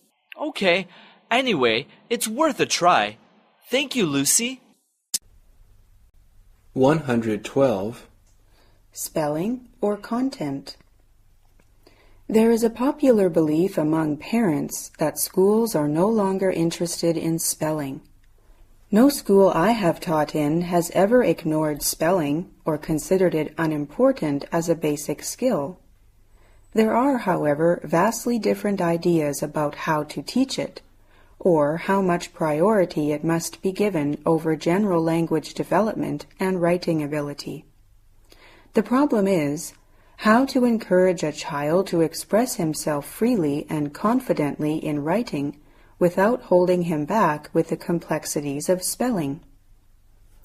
If spelling becomes the only focal point of his teacher's interest, clearly a bright child will be likely to play safe. He will tend to write only words within his spelling range, choosing to avoid adventurous language. That's why teachers often encourage the early use of dictionaries and pay attention to content rather than technical ability. I was once shocked to read on the bottom of a sensitive piece of writing about a personal experience, "This work is terrible. There are far too many spelling errors, and your writing is illegible." It may have been a sharp criticism of the pupil's technical abilities in writing, but it was also a sad reflection on the teacher who had omitted to read the essay, which contained some beautiful expressions of the child's deep feelings. The teacher was not wrong to draw attention to the errors, but if his priorities had centered on the child's ideas, an expression of his disappointment with the presentation would have given the pupil more motivation to seek improvement. 113. Christmas, the spring festival of Westerners. In England, Christmas is the most important of all the bank holidays in the year. Two important things, apart from its religious significance, help to set this holiday apart from all others: the custom of giving gifts and the habit of spending it with the family. The custom of giving presents to one's family and friends is a very pleasant one, so long as one remembers that it is the spirit behind the gift which matters most, and not the gift itself. How good it is at Christmas to return to the family and meet parents, grandparents, and as many aunts, uncles, and cousins as can be accommodated. Without 20th century means of transport, many families would be denied the Christmas reunion. Christmas Day is spent quietly at home. The excitement of all the presents is hardly over before it is time for the traditional Christmas dinner: turkey, duck, or chicken, with rich, fruity Christmas pudding afterwards. At tea time, the crackers are pulled out. The evening is spent in games, merriment, and more eating and drinking. There is always Boxing Day, the bank holiday after Christmas Day, on which to recover, if all the excitement and food have proved a little too much. 114. Live outside or inside London. Many people who work in London prefer to live outside it, and to go to their offices, factories, or schools every day by train, car, or bus, even though this means they have to get up earlier in the morning and reach home later in the evening. One advantage of living outside London is that houses are cheaper. Even a small flat in London without a garden costs a lot of rent. With the same money, one can get a little house in the country with a garden of one's own. Then, in the country, one can rest from the noise and hurry of the town. Even though one has to get up earlier and spend more time in trains or buses, one can sleep better at night, and, during weekends and on summer evenings, one can enjoy the fresh, clean air of the country. If one likes gardens, one can spend one's free time digging, planting, watering, and doing 101 other jobs which are ready in a garden. Then, when the flowers and vegetables come up, one has the reward of one who has shared the secrets of nature. Some people, however, take no interest in country things. For them, happiness lies in the town. Such people would feel that their life was not worth living if they had to live it outside London. An occasional walk in one of the parks is all the country they want. The rest they are prepared to leave to those who are glad to get away from London every night. 115. Walt Disney World. If you are looking for a great place to spend your vacation, consider Walt Disney World. Walt Disney World is the most fantastic vacation destination in the world, covering an expanse of over 47 square miles. It includes 4 major theme parks, 3 water parks, a sports complex, 6 golf courses, a shopping center, and a nighttime entertainment complex. Walt Disney World has something for everyone: the theme park enthusiast, the naturalist, the sports enthusiast, the romantic, and the gourmet. Walt Disney World has both high technology and low technology, fantasy and reality. The gardens of Walt Disney World are gorgeous. Its transportation system is expensive and efficient. Disney's employees, known as cast members, are helpful and serve to make you, the guest, happy. Of course, the 4 major theme parks are the main attraction at Walt Disney World. The Magic Kingdom is a wonderful collection of adventure, heritage, fantasy, and science fiction.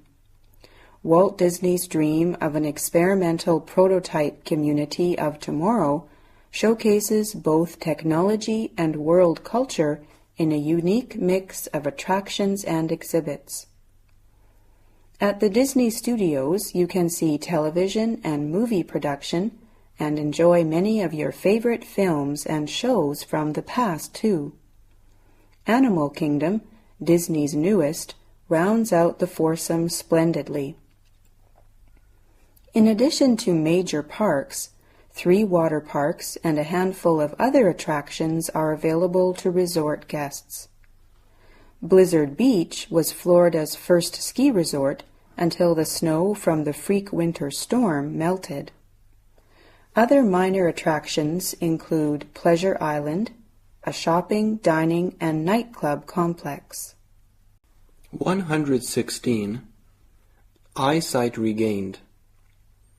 Robert Edwards was blinded in an automobile accident 9 years ago. He was also partially deaf because of old age. Last week, he was strolling near his home when a thunderstorm approached. He took refuge under a tree and was struck by lightning. He was knocked to the ground and woke up some 20 minutes later, lying face down in water below a tree. He went into the house and lay down in bed. A short time later he awoke. His legs were numb and he was trembling. When he opened his eyes, he could see the clock across the room fading in and out in front of him. When his wife entered, he saw her for the first time in 9 years. Doctors confirm that he has regained his sight and hearing, apparently from the splash of lightning, but they are unable to explain the occurrence.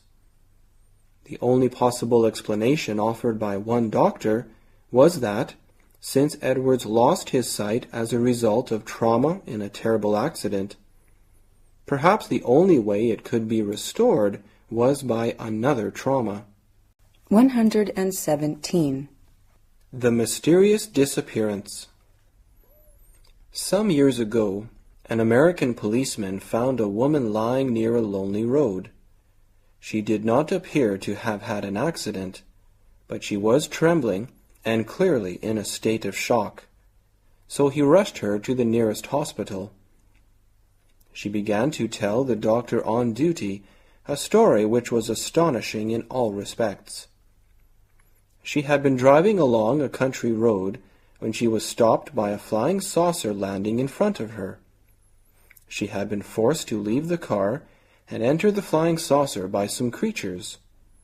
These creatures looked like human beings and could easily make themselves understood, although they could not speak.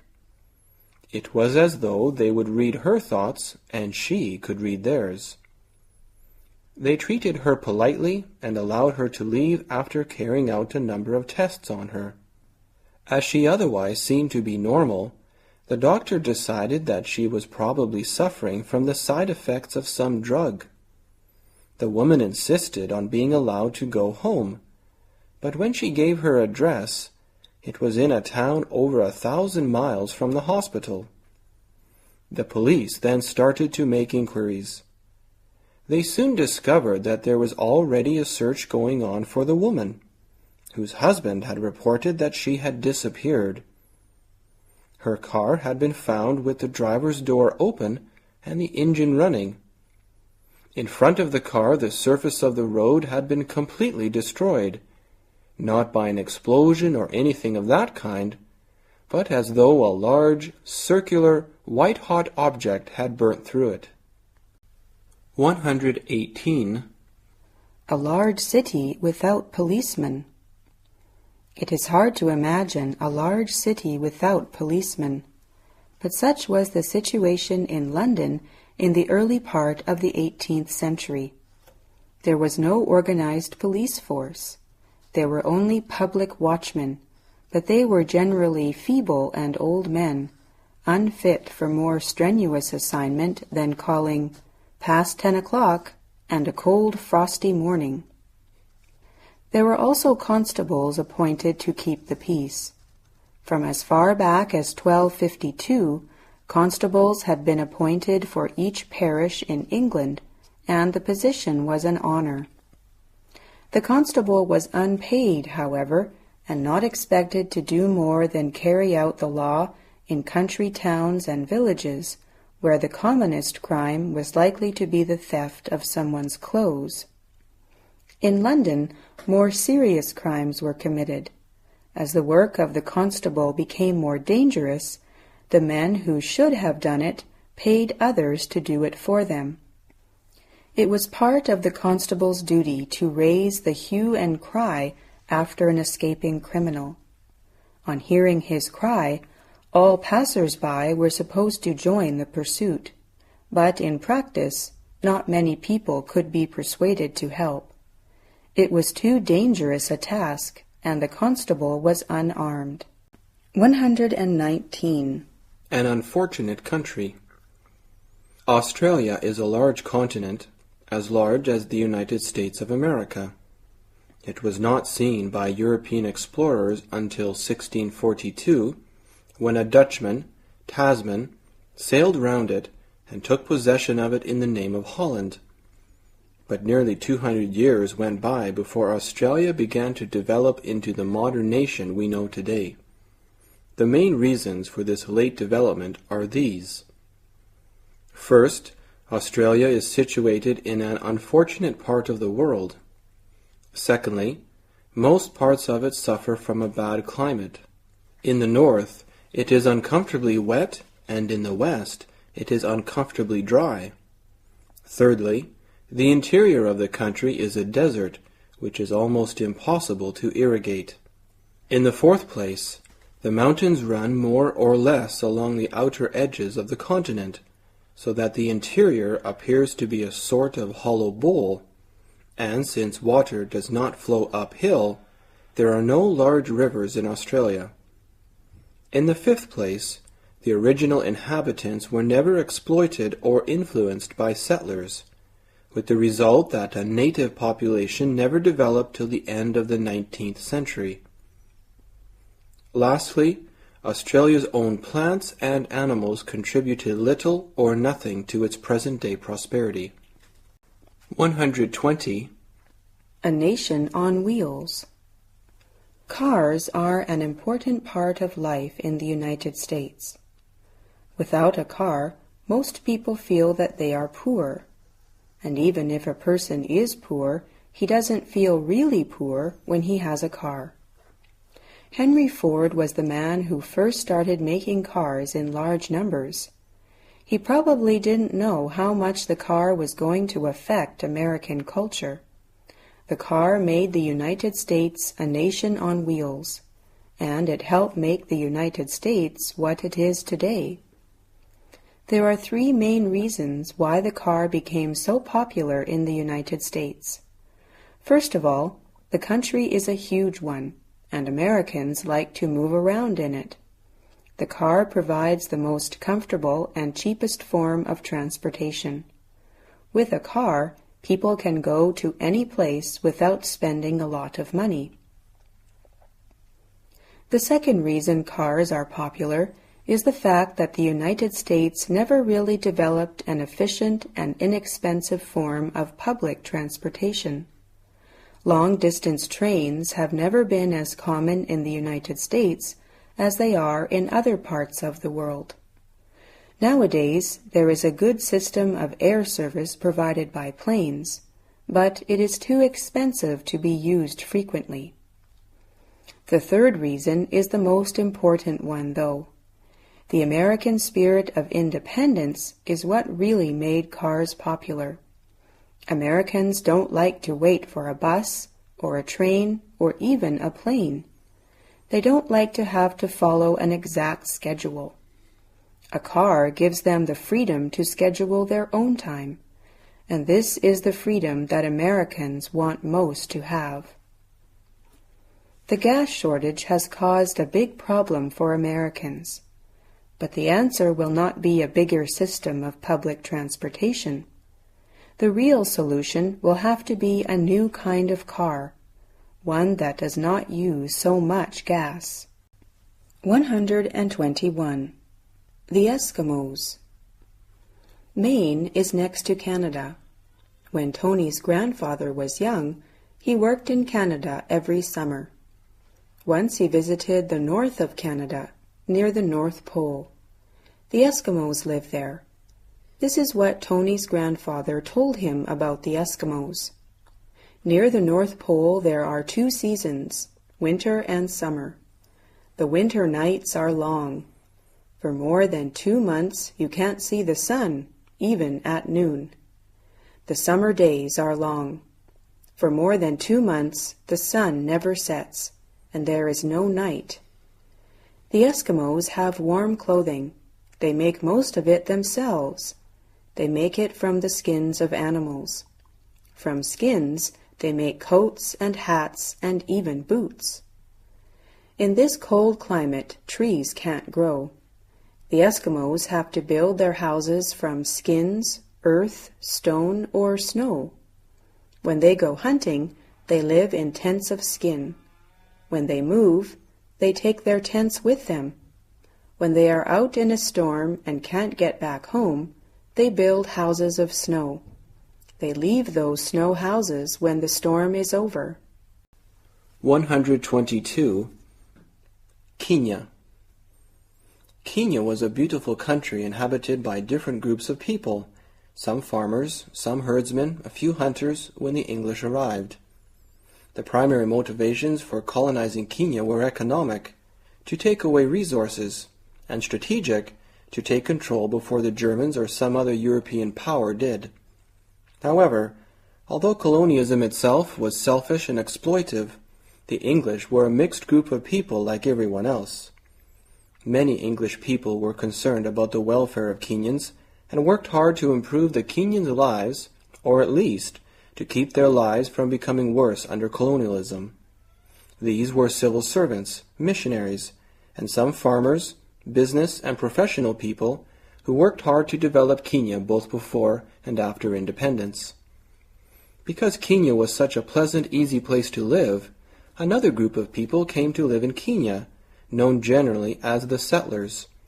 The first settlers tended to be the misfits from wealthy families in England, though later they were joined by a wider group of the English population.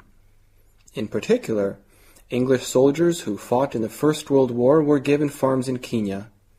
This is an odd concept, to give away land which does not belong to you in the first place. The people who actually owned the land tended either to be pushed off or to become servants and agricultural laborers for the people who arrived from England. 123. Flying back to the United States after the first trip to Brazil, for me, was a long and boring flight. A flight attendant had asked me to move from my assigned seat to allow an elderly couple to sit together. The attendant sat me in the middle of a large group of Brazilian women on their way to the States to start their au pair assignments. Normally, this would have been amazing, but after 36 straight hours of performing, partying, and travelling, I was so tired. All I wanted to do was sleep. I was seated next to Anna, an English teacher with big eyes and a gentle voice. We got on really well, so I felt very comfortable and relaxed. We talked for the majority of the 11-hour flight, and it was surprising how quickly the time went. But after the flight, I realized I'd forgotten to get Anna's contact information. I was really depressed, so I decided to contact the airline and got them to help me find her. I found that it was quite embarrassing, but I still gave them her seat number and waited. After some days, I thought that I would never hear from her, but I was amazed when she called me after the airline asked her if she wanted to phone me. We kept in touch, and after that she came and visited my city, and we had a brilliant time. We got married after 2 years, and we're very happy together. 124. Telephones in Canada. In Canada, almost all homes have telephones, as do offices, hotels, restaurants, places of business, and leisure. You will probably have a telephone at your temporary home and at work.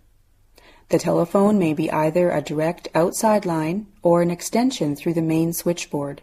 Coin-operated telephones are available for public use at any time.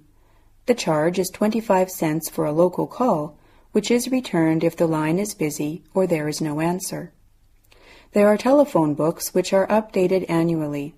If you can't find a number, ask the operator for assistance by dialing 411. Long-distance calls are easy to make, but they are expensive. It is possible to dial long-distance calls from Canada to most cities in North America and overseas. Instructions and information about the most favorite times and rates are usually listed in the front page of the telephone book, or you may contact the operator for help. 125. American foods. Food is an indispensable part of our life.